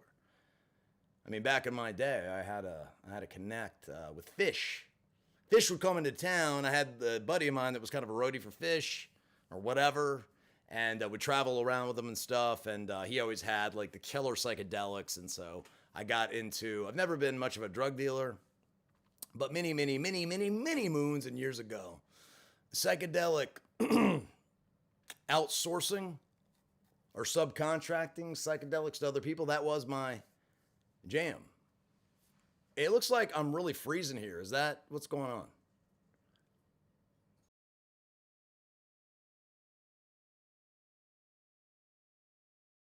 We're back good. Okay, so John Meehan says, I had a pretty successful kick with Kratom. I found it too gross to have any recreational potential. I'm here to tell you that Kratom is like number 2 on the list. They were telling me what is damaging to your liver, especially the condition that I have. Number 1 is alcohol. Number 2, they think there's very little research on this drug, right? It's not FDA approved. They put only, God knows, what in this stuff. And there was a time when I thought I was clean, but I was taking this Kratom. And I said, well, look, it's over the counter. It's legit. The effect is pretty mild, I thought. But it does come with a lot of problems. It's been quite some time since I've taken Kratom, but I actually have a video. I know all about this stuff inside and out. And it's not just me, it's going to be a few other people to talk about it because I think it's important. Kratom is, there's a lot of facets, a lot of ins and outs to Kratom. But it's not harmless. Was I just thinking about it? Okay. Sometimes I just lose track. Again, I don't have a computer or laptop. I'm literally scrolling with my phone. Let's chit chat. I saw that. God, with the cat. Some of you people, you get on a one-track mind. It's like me with, I get it. I understand what it's like to be hyper fixated and focused on one thing and obsessive and compulsive about it. But with blue cats and Kratom, you guys are out of control. Fiji, I ate some mints earlier. Now I got heartburn. Cookies and cream is where it's at. Fascinating stuff. Tell me more. Yanni, check out my channel if you want the live bullets. I do. I don't know if I should upload more. I recorded everything I did in the military and with the YPG in Syria. Yeah, I'm fascinated with that. Military documentaries are definitely something that is interesting to me. Military movies. Yeah, come on. Saving Private Ryan, is there anything better? Jag Girl, not good to put yourself into those situations because you can make some great friends who are addicts. You'll eventually stumble. I don't disagree. The problem is being in recovery, once you get to a certain point, you are going to be around addicts. Now, you might just be around them at a meeting, but if you're really going to go out there and get your hands dirty, there are these situations that you'll find yourself in where somebody will be on the edge. They'll be on the very edge. 51-49, 49-51, 50-50. And you just blow on them just the right way. Don't get any ideas. You just give a little push. Sometimes all they need is just a little push, a little extra direction, a little extra initiative. And that could get them in the right place. And once you get them in the right place, then the miracle can happen. That's real. Okay. I should sling cats. Okay. Sucker Free Gear, it's 2020. Who still smokes cigarettes? Just about every ex-con I've ever met in my life. Really. Then you throw AA and NA into the mix, and we're talking cigarettes and coffee is just part of the deal. Mike Beck says, this camel looks like Jay-Z. I don't see the resemblance, but okay. All right. Congrats on being oh, wow, we are. Is COVID keeping you from meeting him? No, it's just a matter of, is my car going to make it 5 hours to Chesapeake? I'm not sure. I guess I just have to roll the dice and take my chances. I'm actually waiting for someone who needs to go in that direction. There are a lot of, the recovery community is quite large here, and a lot of them come from Virginia Beach and Chesapeake to here. They go to rehab, and they live in Oxford houses like I did. And then they either make a life here or eventually they go back home or they need to visit home. And a lot of people, let's face it, addicts don't have licenses for obvious reasons.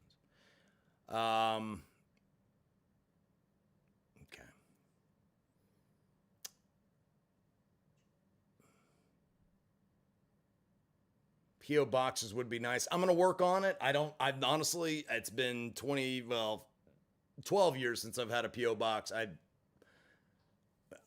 Does the post office even exist anymore? I'm not sure. I'll have to check it. I swear to God, I got an email saying, the post office is being shut down. We need a petition and write the petition. I'm like, I'm not doing that. It sounds like a recipe for someone breaking into my computer. Thumper 7 says, I hate Facebook, too much drama, left it 3 years ago, LOL. You know, there was like a month when COVID first hit. For some reason, Facebook, I hadn't paid attention to it in forever. I started paying a lot of attention to it. And then, you know, not as much because it's just meme after meme after meme. All people do is repost memes. They come up with somebody else's thought. They attach their name to it and they say, hey, what do you think about this? Or, hey, I've got an experiment for you.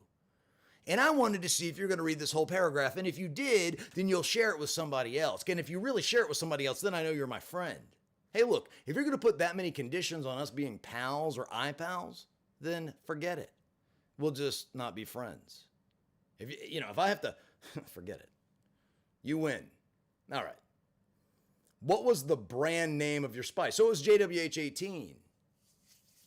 It was one molecule, I guess it was one molecule removed from the original cannabinoid, which was developed by the guy. Was it Ohio University? Was it the Ohio State? Was it Syracuse? I forget. Clemson, one of those. Guy invented it or whatever, came up with it. And it was very, very, very, very, very close to weed. I mean, it was just like it. And then as the analog laws changed, federal analog laws said, well, if it's similar to this, then we, can basically do whatever I want. They had an enormous amount of latitude with regulating this stuff and prosecuting it. And so at that point, it became further removed from being like weed and more like, I swear to God, something is burning back there. And more like tripping. Like acid. It's crazy. Which, well, look, when I made it, I had to go, I'm trying to remember what it was called. I think it was called Spanish Trampoline. Because I had seen Pineapple Express, and it just used to crack me up at the time. They had the Pineapple Express. But there was a part where he says something about Spanish Trampoline. That was another strain of weed that he had. So I'm like, yeah, Spanish Trampoline. I mean, what's better? What's a better name than that, right? Spanish Trampoline. I mean, the mind... the gears start turning. I think, what is a Spanish trampoline? I can tell you what it is. It was my spice. Danielle Snyder says, your videos are definitely getting better. I dig them. Thanks, Danielle. I appreciate it. How the hell do I message him on Insta? That's the only social I have. Well, that's fine. I have one. I don't ever post on it. I guess I should. I mean, all the kids today, that's where they post, right? Or they repost. Should have one that says Yanni 2018. Look at what 2020 has done to me. I cannot wait to shave this beard. You know what's funny? Somebody actually hit me up today, saying that Dollar Shave Club or some Manscaped service would pay me some money to shave my beard. And I'm, of course I'm nobody, but shave my beard and do like affiliate links. And I was like, what? Who the hell cares if I shave my beard? I mean, these people are very aggressive about sponsorships. I thought about a commercial, though. But anyway, so what platform do I use? I have Twitter, I have Instagram, and I have Facebook. I've never done anything with Snapchat or TikTok. A lot of people tell me to do that. I don't even know how they work. You got to understand. I mean, look, this is the first summer, and I'm almost over it. I have made it almost the entire summer without going back to prison. This is the first summer in the last 4 years that I haven't done. Actually, yeah, since 2015 was the first full summer, the last full summer that I was not locked up. So 5 years. 5 years. So some of the newer stuff and even some of the older stuff, it's like, there's a learning curve attached to it. Holly Benge, is it Benge or Benge? She says, shave that beard so we can see your sexy face. She must be talking to somebody else like Jason Momoa. She can't possibly be talking to me because my face ain't that sexy. Or is it? Probably sexier than this. Thumper7 says, I need those 8 hours of sleep. That's where you and I are a little different. So, look, here's the deal. I think I've said this before. I need to stop saying that because there are lots of people that didn't hear me say that before because the live streams are obscenely long. I need to figure out a way to do like chapter stops. And they have that feature on YouTube. Or the live chat doesn't stick because I don't have super chat and because I'm not using YouTube's the live chat feature. I mean, I am. But I haven't figured out a way to retain the chat. A lot of people want to be able to go back through the comments because they're seeing me respond to them. And it only makes sense that you would want to read and match everything up. I get it, because if I was doing it, I'd want to do the same. It's not like I've never watched somebody live stream before. I want to see the give and the take. And I can't figure out how to do it. So maybe somebody can leave a response in the bottom and give me a clue.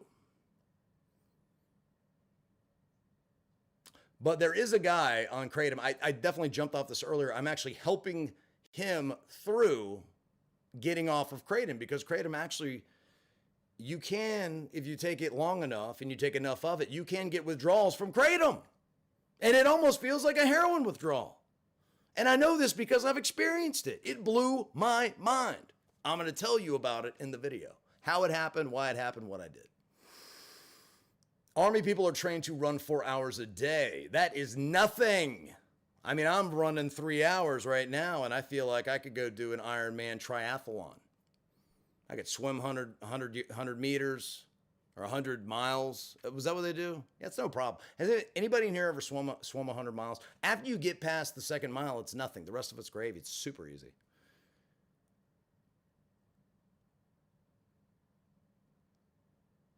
Eaten by ghouls, a successful business dealing method owner or what? You'd like to know what my successful businesses have been? Well, let's see. I owned an IT business called Afterlife PCs in the early 2000s out of Georgia. And what I'd do is I had contracts set up, Value Options, which was the largest managed healthcare company in the world. I got all of their, they weren't off-lease computers. They bought their computers. I got all of their laptops. I got all of their desktops. I got all of their computer equipment, even things like color densitometers, which measured color density. This was kind of like, now a computer does all of that. And if this thing hooked to a computer, but this is, whatever. And so I would buy all their stuff for, 20 cents on the dollar. I'd sell it for, 60 to 70 cents on the dollar. I'd place classified ads. I'd sell computers that way. I'd sell other people, things in bulk. To get by the EPA, I used to take the monitors and take them to a dumpster behind Lowe's and Home Depot so I wouldn't have to pay the $15 disposal fee for each CRT monitor. This tells you how long ago this was. I even had a deal with Best Buy, a regional deal with Best Buy, where I bought in lots laptops, Xboxes, PS2s that had been returned to the store. People always wonder, what happens with this stuff that is returned to Best Buy or Target or Home Depot? Well, generally, sometimes they'll repackage it and resell it if there's been very little done to the box or whatever. A lot of times they'll mark it down 10, 20%, open box buy, that kind of thing. But at the end of the month or whatever, they will throw it in a warehouse and they'll used to sell it on eBay, or they'll have a local contact who will buy the stuff in bulk. You'll go through, you can look at it. They're not going to let you open everything up. It's kind of like a storage thing, or it was. And that's what I do. Laptops, I would buy from Best Buy all of their returns. So I'd buy anywhere from $40,000 to $50,000 to $60,000 in laptops in one shot. We'd get like 80 to 90% of them working completely. The rest we'd sell for parts. The monitors, keyboards, take it all apart. We'd slick and reload the OSs. And then we'd sell them privately or sell them to, smaller businesses. So there was that. There were Scape Artists, which was a backyard contracting business. And then I did something with a stamping business as well. And of course, I've always been in the car business. I even was general sales manager of a Nissan dealership back in the mid 2000s. But I've been the closer at another car dealership. I've been finance manager at other places and just a salesman. Even locally, up until February, almost March of this year, I was the sales manager of a much smaller dealership, an independent dealership, not a franchise. Smaller operation. But we had, I had 3 salesmen underneath me, and I was the sales manager. Okay. Not doing that anymore. I don't think. All right. I think I lost track of where I was. So Trump had a drawer full of Sudafed in a picture taken UK Sudafed. What does that mean? I don't know. With Sudafed, was he making methamphetamines in the Oval Office? My guess is that he has access to pharmaceutical grade meth. I mean, he's the PUSA, the POTUS. He's got the good stuff. Trump is probably getting those WW2 Hitler speed injections, possibly. Possibly. He stays up a lot. Try running a recovery home. I do nothing for myself. I don't know what that means. I'm definitely not going to try running a recovery home. You better be awfully responsible, and you better know what the hell you're doing if you're going to get involved in that. And I know in the state of Virginia, you used to. I even investigated this ages ago after being sober for like a week. I was like, you know what? I'll start up a rehab home. Residential treatment. And really, I was very selfish about it. It was just all about making money. I'll have a mortgage. These guys will pay the mortgage down. I'll build equity in the house. I'll roll it in. What are you really doing? But anyway, at the time, Virginia wanted you to, you had to have a therapist, a psychologist, and they had to spend X number of time. I think it was an hour per client per week. So you could actually get a therapist to do this in bulk as a subcontractor. I even went that far with it. I don't know if they still have the same rules and regs, but that area, Chesapeake, Virginia, is and Virginia Beach, they're very strict about that kind of stuff, or they used to be. So I'm trying to answer all your questions here. I'm trying to catch up. All right. Talking about time zones. Who cares? Oh, guys, go like the stream. Yeah, I mean, like it if you like it. Don't if you don't. Look, if you really, really don't like it, I want you to hit the like button at least 2 times. That'll tell me that you really don't like it. And if you hate it, hit it not 1 time, hit it not 2 times, but hit it 3 times. That'll show me that you really hate it. But only the thumbs up, and hit that 3 times, and that will send the message loud and clear that you absolutely hate my guts and you hate these live streams. I'm all for it. Give me what you got.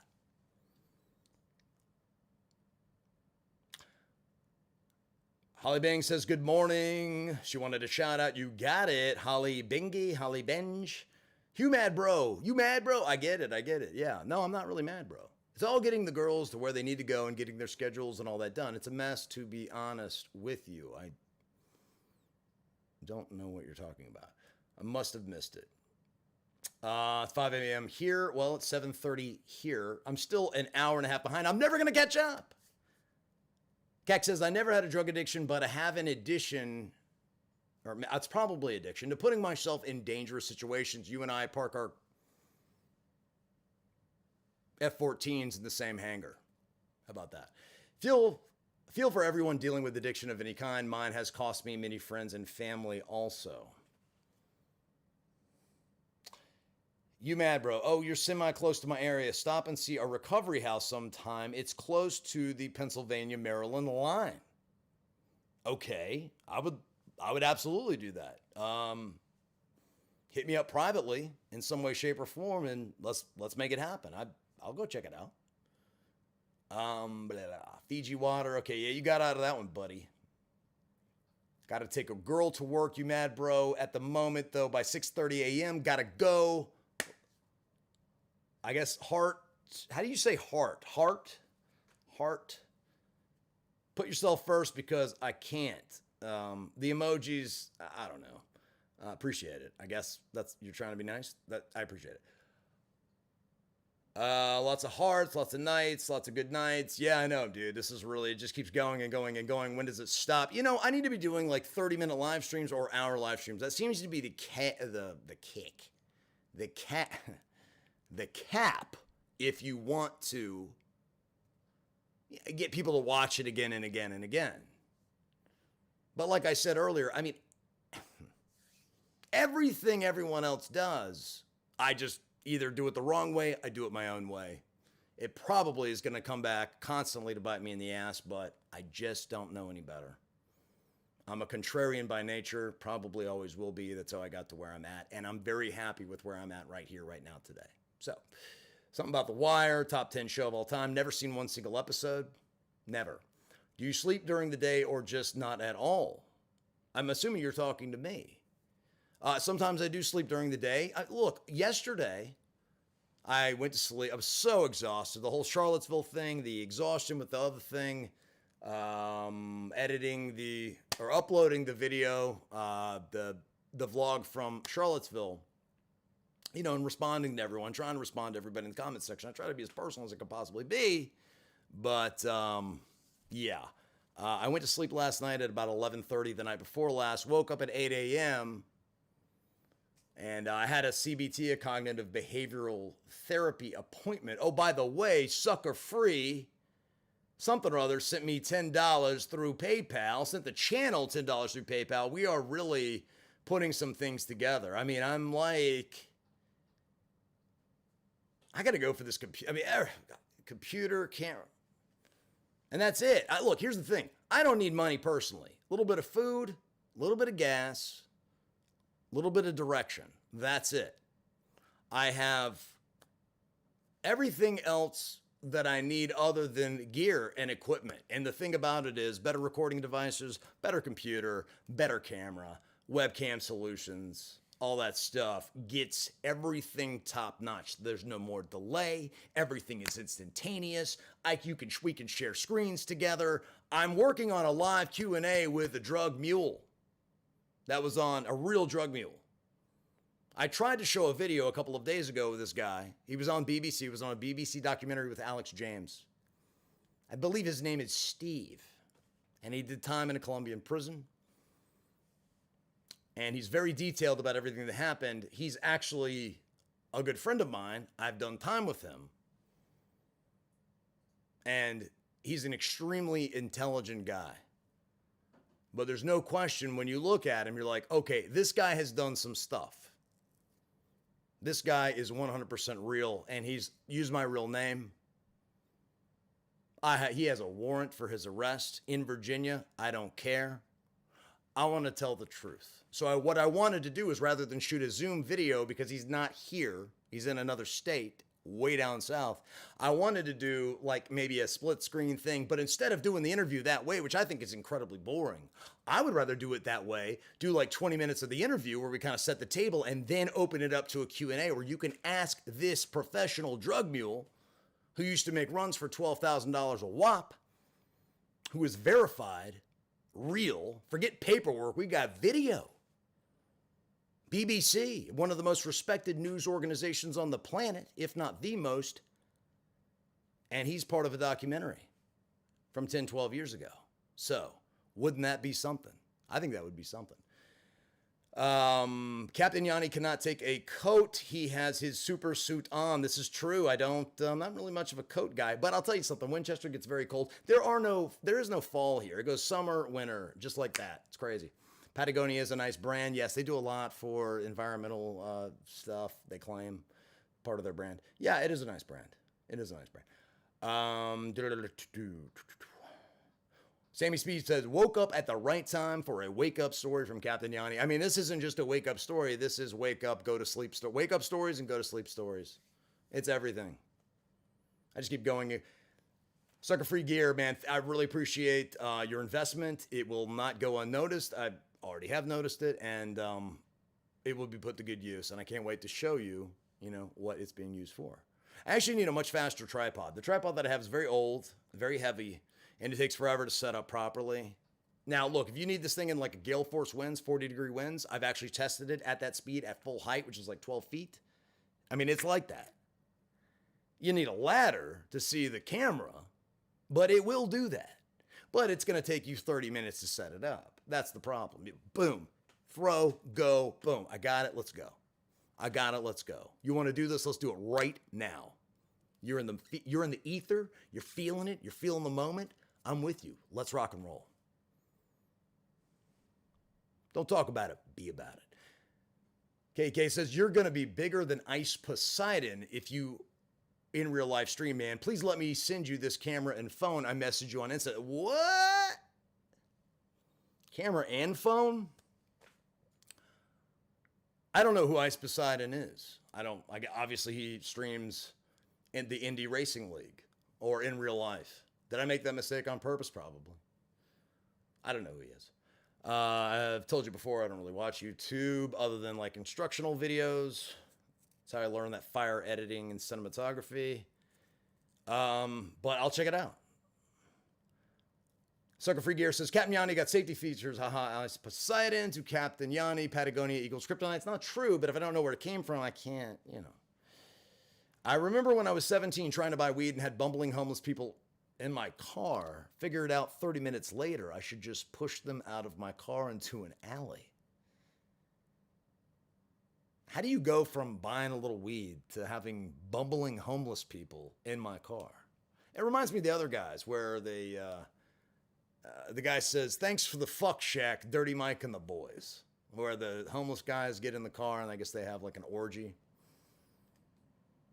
Doesn't smell very good. I remember Will Ferrell, whatever. That's the funniest part of the movie. I actually knew this guy who got high all the time. He would get so high, he'd start nodding off, and he would constantly repeat that. Thanks for the F Shack, Dirty Mike and the boys. It's funny like the first 3 or 4 times. When you heard it 30 times in a row in the course of a night, it's like, yeah, dude, I mean, I get you appreciate the F Shack, and your name is Dirty Mike, and you're representing the boys, but my God, I mean, let it go. Adam Kennedy says, yo, sending good vibes from Pittsburgh. Yanni, love your charisma, man. I didn't know I had any. I really didn't know I had any. Based on the views and the subs and everything else, it appears that I have none. I don't know how to do anything. I guess you have to beg people to repost and cross-promote and do all that stuff. I ain't got a whole lot of begging in me. If that's what it takes to do it, then I'll just keep my little 2,500 subs and I'll be just fine with that. Okay. Sucker Free Gear, she needs to find Jesus, and Captain Yanni needs to find the younger brother. Okay, now we're just getting crazy. That'd be a kick-ass job, have no idea. All right, let's move on through. Captain Yanni, number 1 super guy. Tell everyone, tell a friend, tell your worst enemy. Maybe they won't be your enemy. If you tell your worst enemy that Captain Yanni, and it's funny that you call me Captain because people say that all the time. Like, Mr. So-and-so. I said, listen, I'm at the drive-thru. I'm getting a smoothie or something. I said, listen, don't ever call me Mr. Ever call me Mr. You're being disrespectful. I know I have a gray beard and all that, but don't call me Mr. It makes me feel old. If you really want to call me something, if you really want to treat me with respect, call me Captain. Call me Captain. Well, Captain. Captain.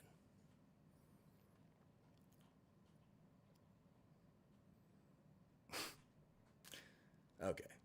Sammy Speed, audio is great, and as normal, Yanni kills it. What kills the audio? Yeah, it happens frequently in my live streams. Ruins it all. All right. Holly Binga, I need a shout out to start my day. I've given you like 3. I am on the East Coast. Absolutely. I've said it a million times. Try and keep up. I'm in Virginia, man. M. Sly says, goodbye, folks. I will check you guys later. Take care, Yanni. Look forward to more videos. Love you, brother. Love you back. I do. I need your opinion, Yanni. Should I upload to my channel? I have 1 video now. I'd love if you watched it. Yeah, send it to me privately. I'll watch it. I'll give you an honest assessment. One thing about it is I'm not going to mince words. A lot of people think I'm a jerk. I'm an a-hole, whatever. I just am going to be honest with you. I feel like if you've been in the situations you've been in, you can take it. After I left the Marines, I went and volunteered with them to fight ISIS in Syria. I know we talked about that before. Lost a lot of good friends, Nadia being the one lost in the video I have up now, which you told me that you lost. I want to say it was your girlfriend. So that means these were freedom fighters in Syria, which is an absolute war zone. I have friends of mine that are Syrian, that migrated to Turkey and then to New Jersey and then actually down to Winchester. I worked for them for a little while. Jean Suarez, it's like French and it's Spanish or South American all at once. Sounds like a really good coffee, like French, Colombian, I don't know. So Jean Suarez says, I appreciate all you do. 12-step calls can turn dangerous. I would find out the hard way, like I always do. Would love to see the rest of your handsome face. Jeannie in Miami, 305. I used, I went to school in Central Florida and I smoked cigarettes that were called 305s. They are literally the worst things you could ever put in your lungs, your body, or near your mouth.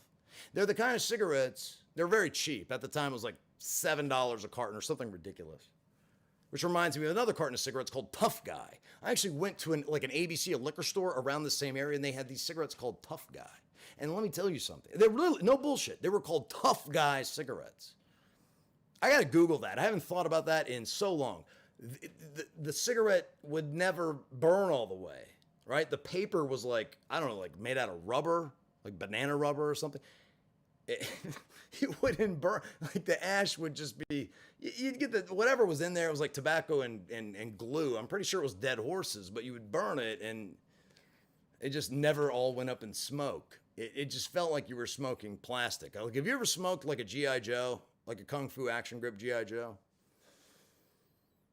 It turns blue. It's really nasty. Everybody's like, whoa! Or burnt hair. It's kind of like that. Kind of like take the G.I. Joe and the hair, mix them together. That's what you got.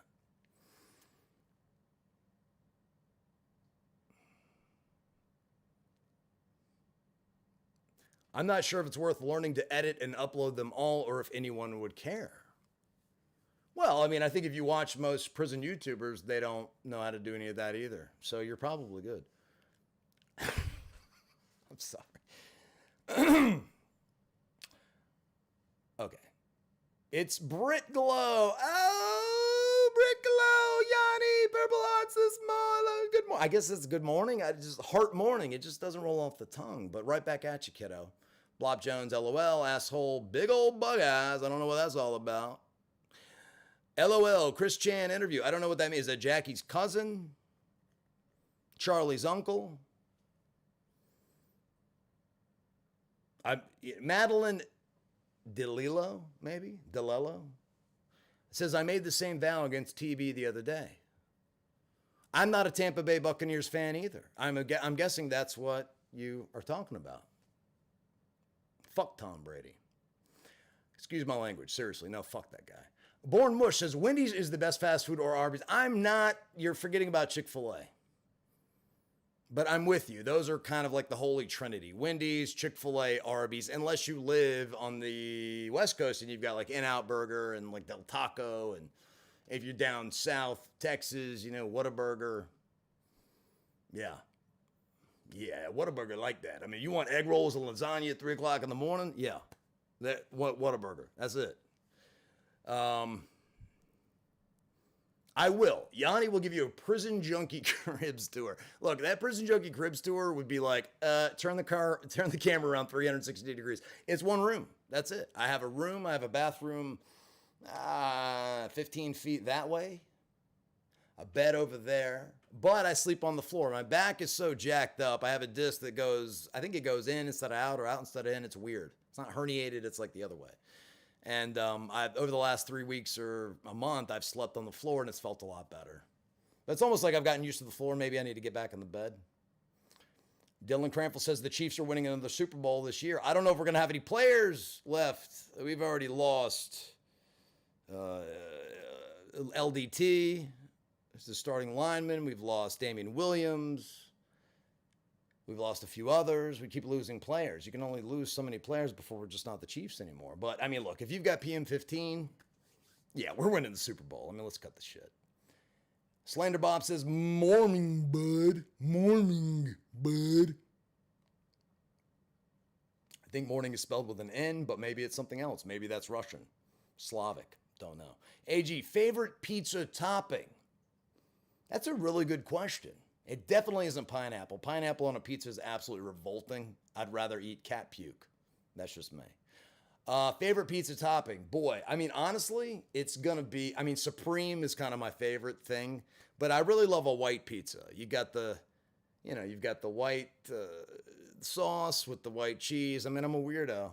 I love like a chicken Alfredo with the extra cheese. If I'm going to eat pizza, I cannot honestly remember. It's probably been 6 months since I've had a piece of pizza. That's not a joke. Scott Kipple says, what up, Yanni? I recognize you from Facebook, actually. How you doing, my friend? I hope you're taking care of your kid. Hope he's doing great. Got a beautiful family, man. Keep it going, my friend. Thumper 7. My friends and family bickered over politics. Couldn't take it anymore. I don't know what that's in reference to. Oh, Facebook. Yeah, well. Because Facebook is definitely where you want to be discussing politics and divisive subjects. Reposting memes. Boy, nothing tells a man or a woman or transgender or whomever how I really feel like reposting a meme someone's reposted 47 million times. God only knows where it started. I mean, that's where you want to debate politics. Facebook and Twitter. Revolt says, Yanni, what up?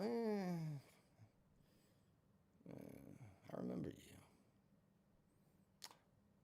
Thumper 7, Yanni, there's a store here in Virginia Beach called Shiny Computers that has a lot of great used Macs if you're going that route. Not affiliated. If you are, that is what I use. They're just easier.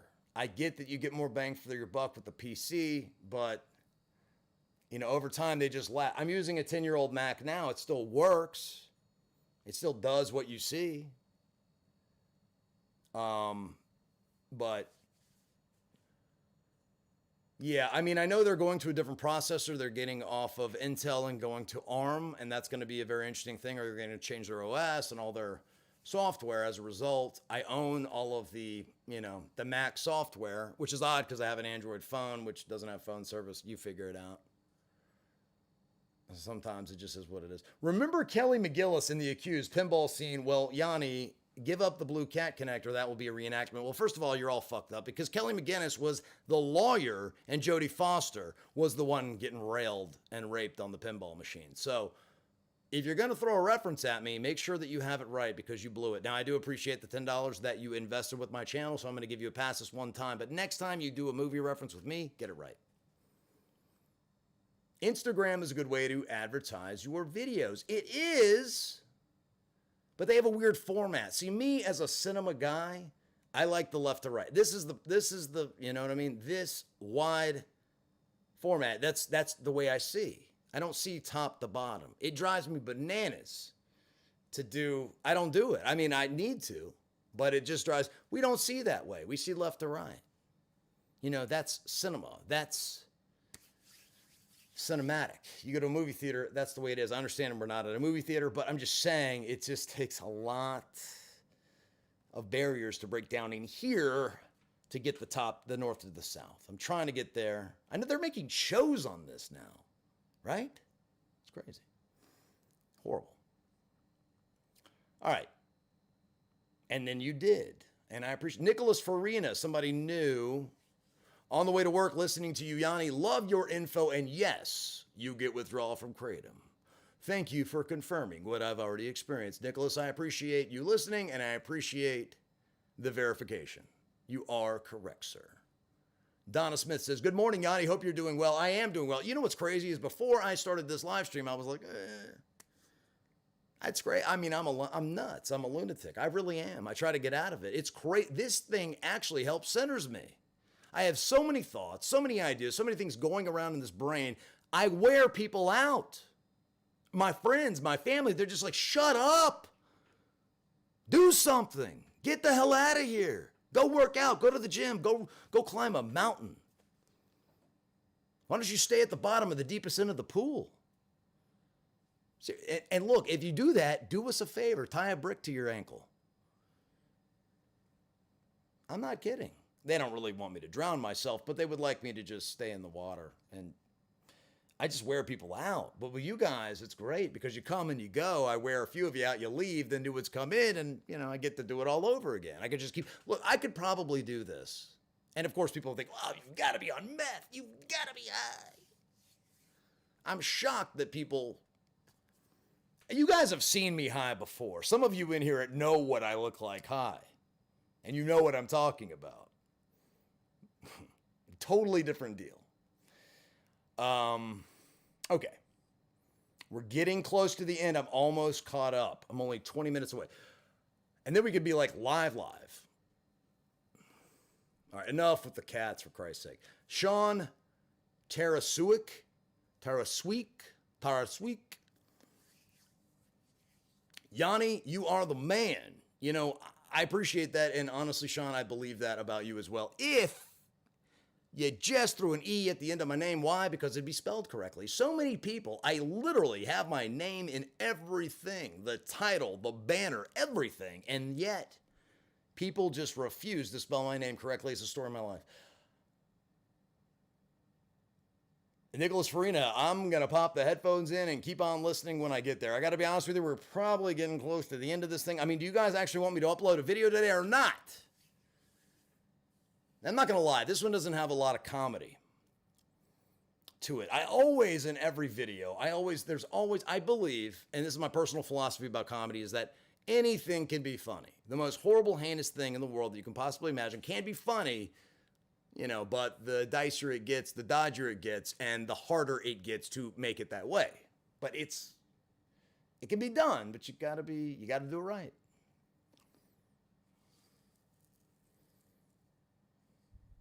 Sucker free gear. I don't disagree with that comment. I'm not gonna read it aloud because then it's like I'm part of the troll, but I hear you.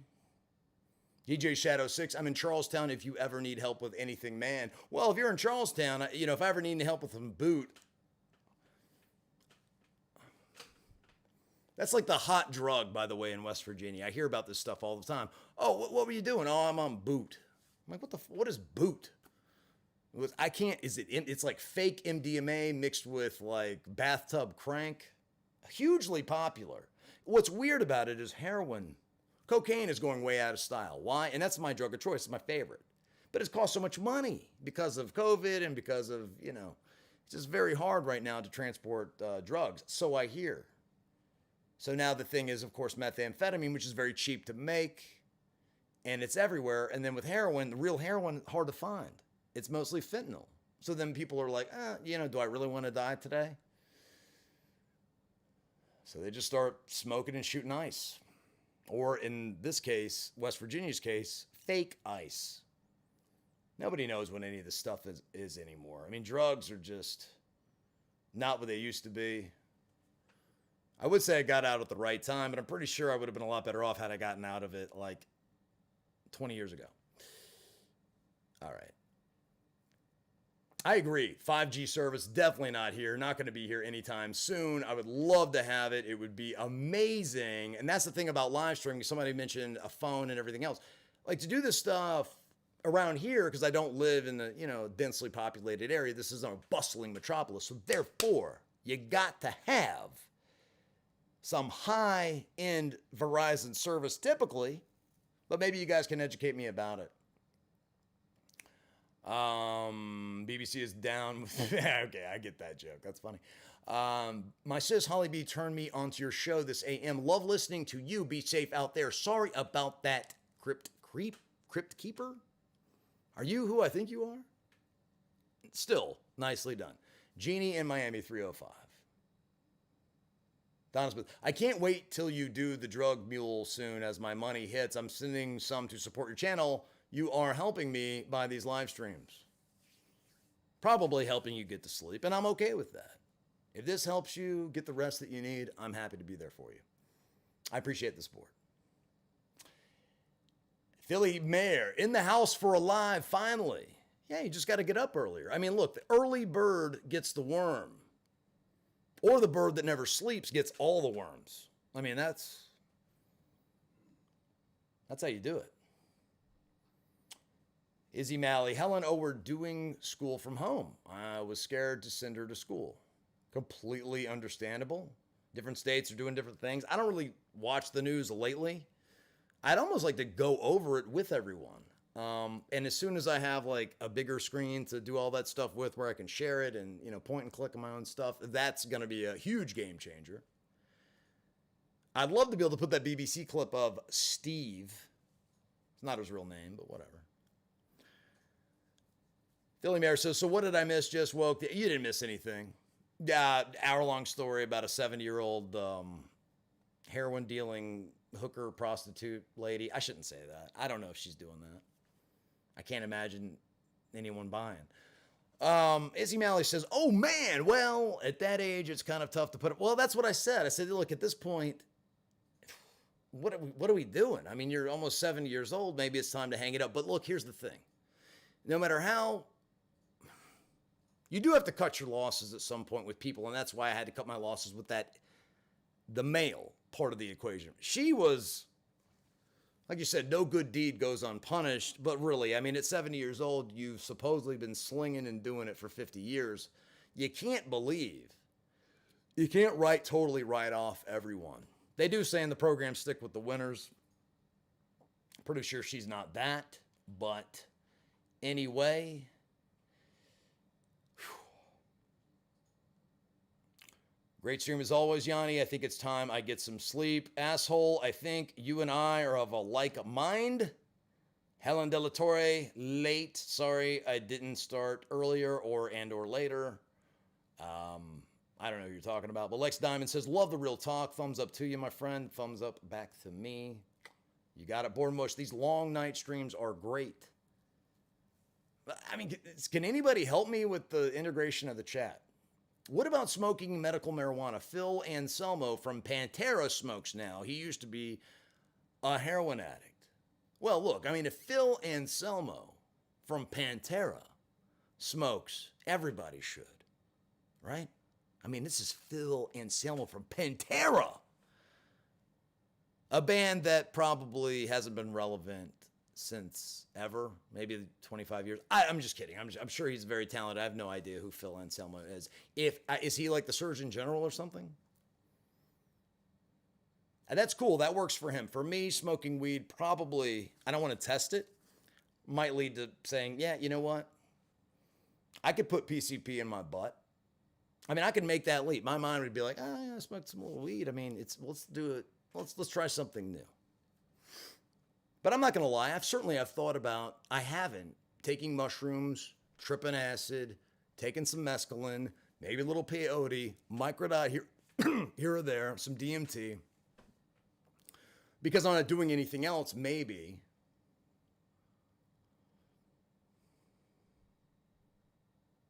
I just don't understand, James says, I just don't understand how drugs are still cool to people when it's so obvious that it ruins your life.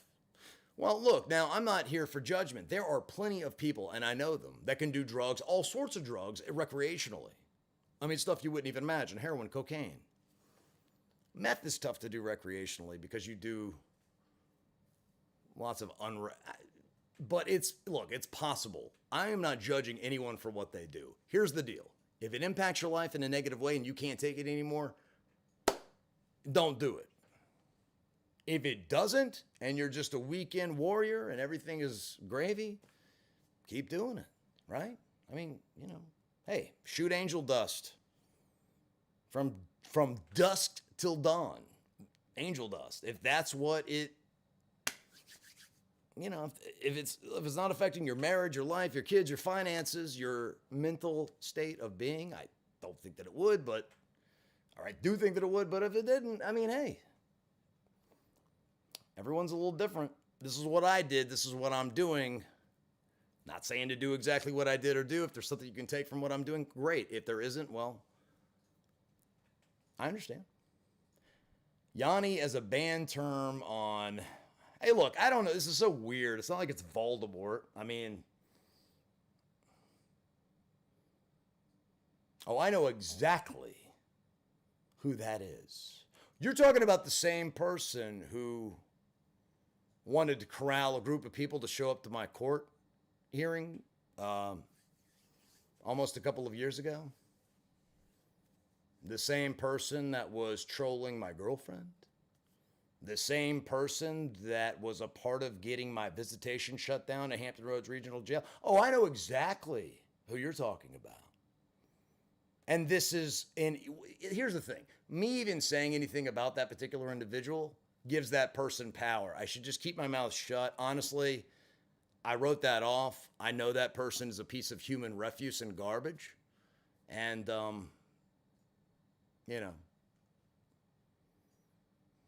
too bad you got your t-shirt sales shut down, honey. I remember when that happened. You want to talk about that? Do you? That's all I'll say about it. Keep on running game, homegirl. Keep on running game. So look, I'm going to show you the BBC clip from YouTube. That way you don't have to look it up because I'm going to be a full service operation here. This is the gentleman, and I use the term very loosely because he's not gentle at all. He's a man, but is he gentle? No. I'm going to call him a brawnyman, a roughman. I don't know. I am starting to get a little tired. Rocket League is kind of calling my name. You know, nothing makes me more furious than that game. It is such... Look, before I completely go off on a tangent and lose my mind, I want to show you the BBC clip from Steve. And I'll have it loop a couple of times because I have to use the bathroom. I am coming back because I'm not done with this. I'm going to catch up all the way to the end. And then maybe I'll shut it down unless somebody says something phenomenal, sparks my interest, causes me to go off on a tangent, take a left turn, a right turn, an S turn, a U turn. Wrong turn, right turn. We'll see. But I want to show you this clip because I'm going to have him on an interview, and I want to do a live Q&A. It's going to be a technological feat, the likes which I've personally never done before. And like I said, I want to do an interview with him. We're going to talk about our personal experiences, some of the stuff he's done, and get into what we're talking about. And then you guys can do a Q&A, right? Wouldn't that be amazing? A real drug mule who's done real time in a Colombian prison. Done almost 15 years. And he's got everything you want. He's a tattoo on the face, you got it. Scar from here to here, from a Colombian, done. Transporting birds for real over country lines and over international waters, done. The guy was so loaded in a Colombian prison, they brought in a Christmas tree to his prison cell. Oh, how much cocaine you want? We got you. No problem. All you need is money. Different prisons, different rules. So anyway, I'm going to go ahead and fire that up and then just hang tight. I'll be right back and we'll wrap this thing up, or we won't. We'll see. Roll it.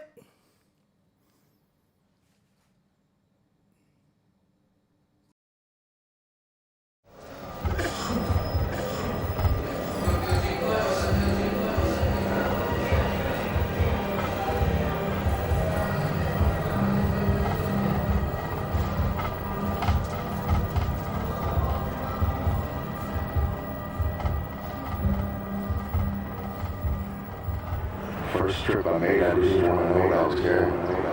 Really, so it could have been, Could have been 300 kilos of cow shit. I wouldn't care. I wouldn't care. In New York, I got paid. And how much did you get paid? 12,000 US. 12,000 US. For how much did you know kilos? The money's too good. Especially if you can do a couple of trips and then invest in the product yourself. That's where the money's at. Not doing it for not being somebody's mule. I know like all the Spaniards that are in my patio, 99% of them, and they all are here for cocaine. All got caught at both El Dorado. That's the airport. That's the airport. Whoever your watchers or listeners are, planning on doing this trip, stay the fuck out of Bogota. I know plenty of people in Cartagena have done 10, 12 trips and no problems at all. I mean, you just don't care. You don't care. So what would stop you? Probably a healthy sentence or a full sentence. One or the other. I'm leaving here with a great sense of relief. It's a very oppressive place. Steve, or whoever he was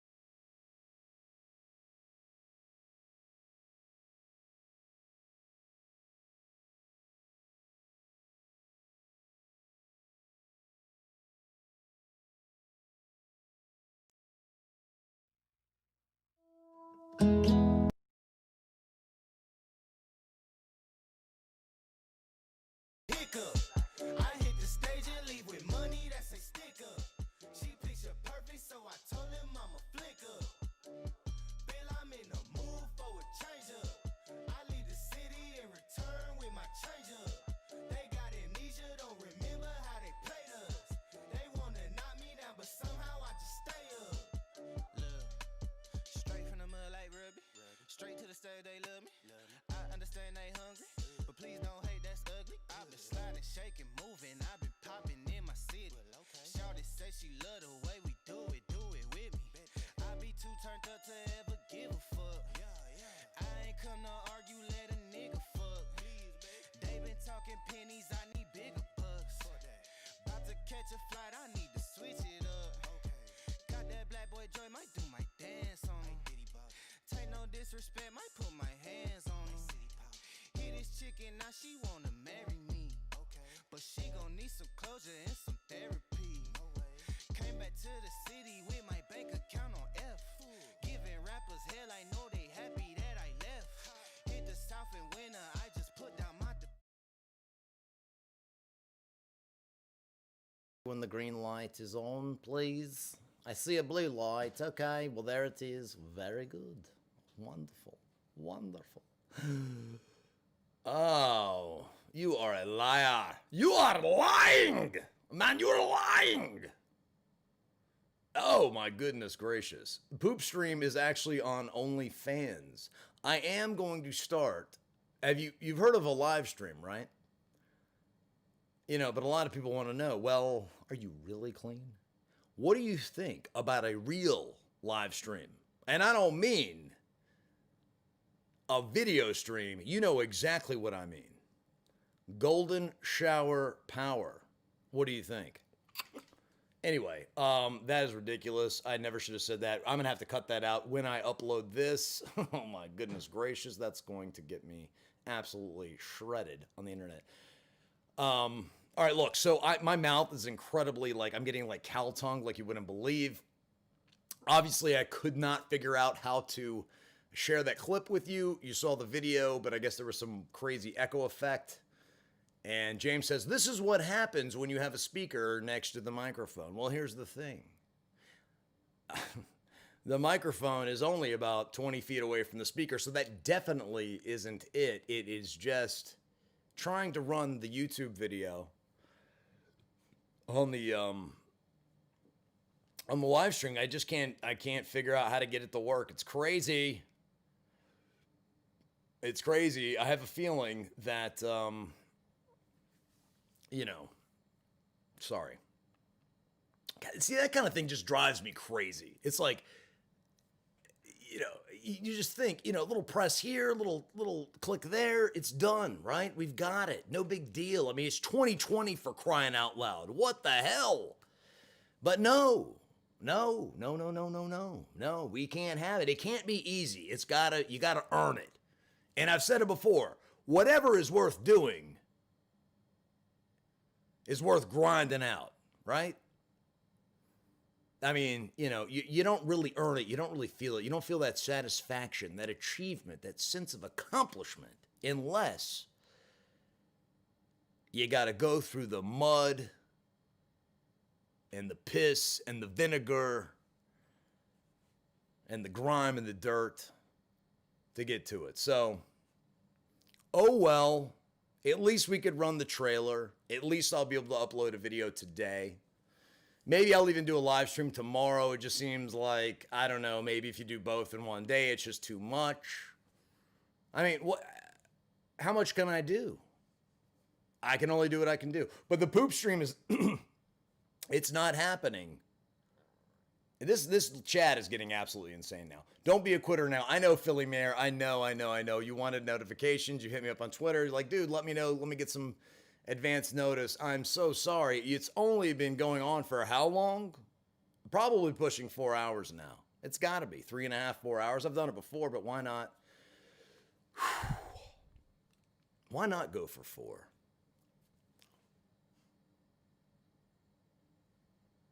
You see the look in my face right now? Does this look like a man who can go 4 hours? Does this look like a man who can go 4 more hours? No, I might look like one, but I'm only 4 minutes from 4. So all we need to do is fill 4 more minutes. So this is what I'm willing to do. I'm willing to go 4 more minutes just for you. Just for the hardcore of the hardcore. The green pea of the green peas. The real prison junkies. Is there a better time to live stream? I'm going to throw a poll up there. Now look, next, here's the slate. I got to figure out the drug mule thing, right? You got Justin coming up today. I'll try and get that to you sometime between, I don't know, 4 and 6. Seems reasonable. Daytona Beach, Florida says, pooping is awesome. I agree. Is there anything better? And I can tell you this, there's a lot of satisfaction that you get when you're doing drugs from a little, from a really solid binge. It's almost like a cleansing experience, but there's nothing like holding it in for a couple of days and letting it all out. Especially at 2 o'clock in the morning, you're in an open dorm. You feel a little funny about crapping in front of people, in front of convicts, in front of inmates, whatever they are. And then you just let it rip. No muffler, just let it blow out. I mean, what could be better than that? We got you the first 3 times, Robert. Spitters or quitters. We get it. I don't know what that has to do with poop. But anyway, James says, I'd say 5 p.m. to 9 p.m. is prime streaming time for most viewers to see it. But you got to understand, I mean, I have been doing this in the middle of the night. I don't know, 5, 6, 7 times now. People are used to it. I don't want to break their schedule. I mean, forget my schedule. Your schedule is the one that matters to me. But James, if you say 5 p.m. to 9 p.m., then I'll try and move it up a little bit.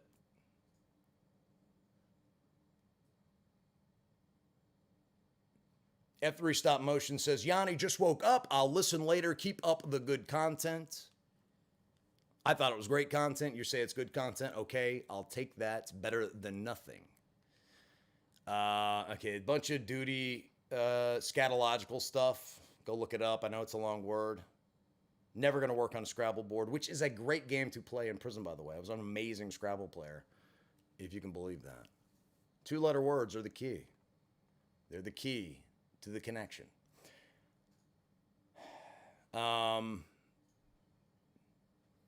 Sammy Speed says, I dare you to do 8. That would be epic. Everybody says 5 a.m. I would say 5 a.m. to 9 p.m. That's a nice spread. I like that. So anything but the hours that I do. That's pretty much what you said. All right. So listen, that is it. Am I at 4 hours yet? Give me a timer. Give me a timer, because that is it. I mean, I'm about out of gas.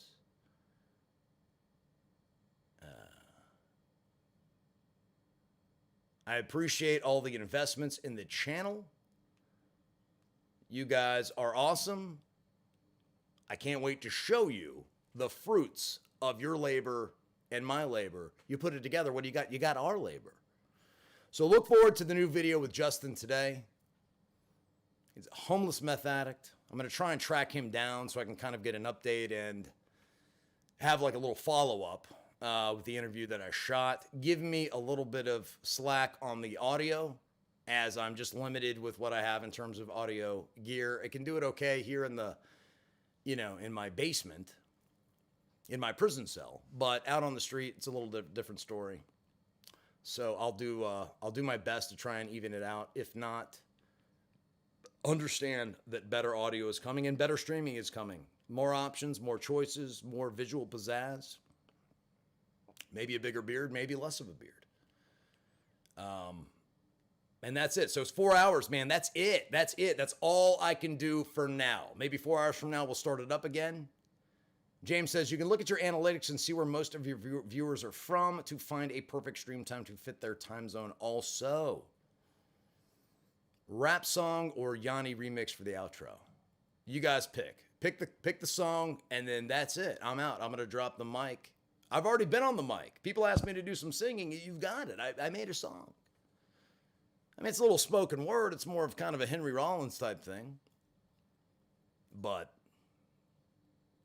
Helen Dilatori says rap. She is my number 1 in my heart. Number 3 supporter. I mentioned you earlier. If you want to check out the shout out or check out the, what did I say earlier? Shout out. I forget. Dude, I am like running on complete empty. Listen, I really appreciate all of your help, all your support. I will see you again later this afternoon or tonight. If nothing else, maybe I'll do like a 30-minute live stream about God only knows what. Who knows what I'll get into today? You just never know with me. But I want to share it all with you. 100% real, 100% raw, the true, uncut, straight butter. I'm going to get right to the butter. Less of the BS, right to the butter, okay? Less chit-chat, more cats. I appreciate it, dog. Okay, guys, that's it. Thank you for hanging with Prison Junkie. You guys are the best. Let's close it out. Here comes the rap. Hey, Bill, I'm in the mood for a switch up. I hit the function, hit the rose till I hiccup. I hit the stage and leave with money that's a stick up. She picture perfect, so I told him I'm a flick up. Bill, I'm in the mood for a change up. I leave the city and return with my change up.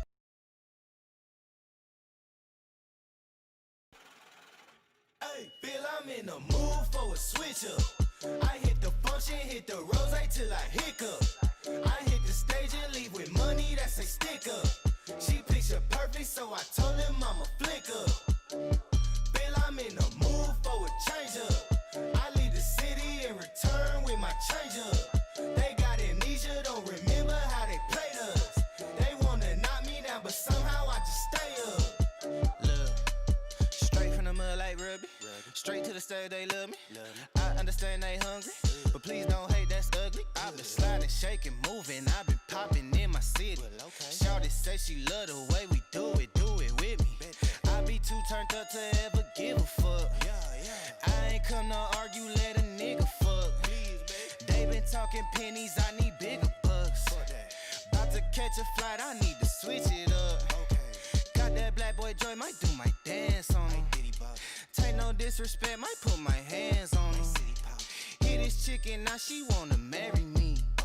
But she gon' need some closure and some therapy.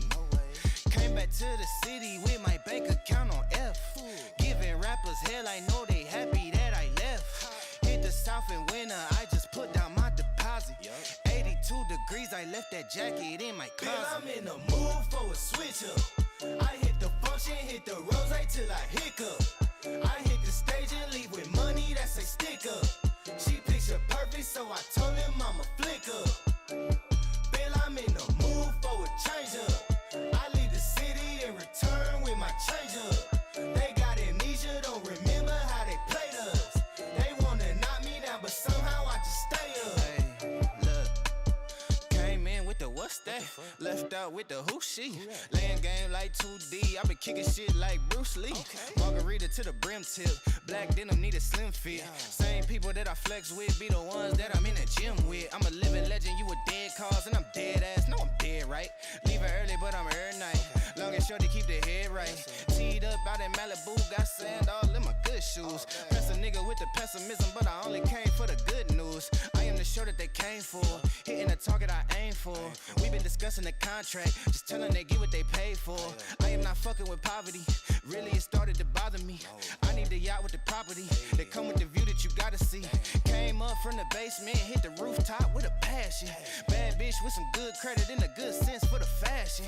Dope blowing with the left hand, ass gripping with the right hand. Uber share to the airport, I'ma hit you back when my flight land. I'm in the mood for a switch up. I hit the function, hit the rose till I hiccup. I hit the stage and leave with money that's a stick up. She picture perfect, so I told her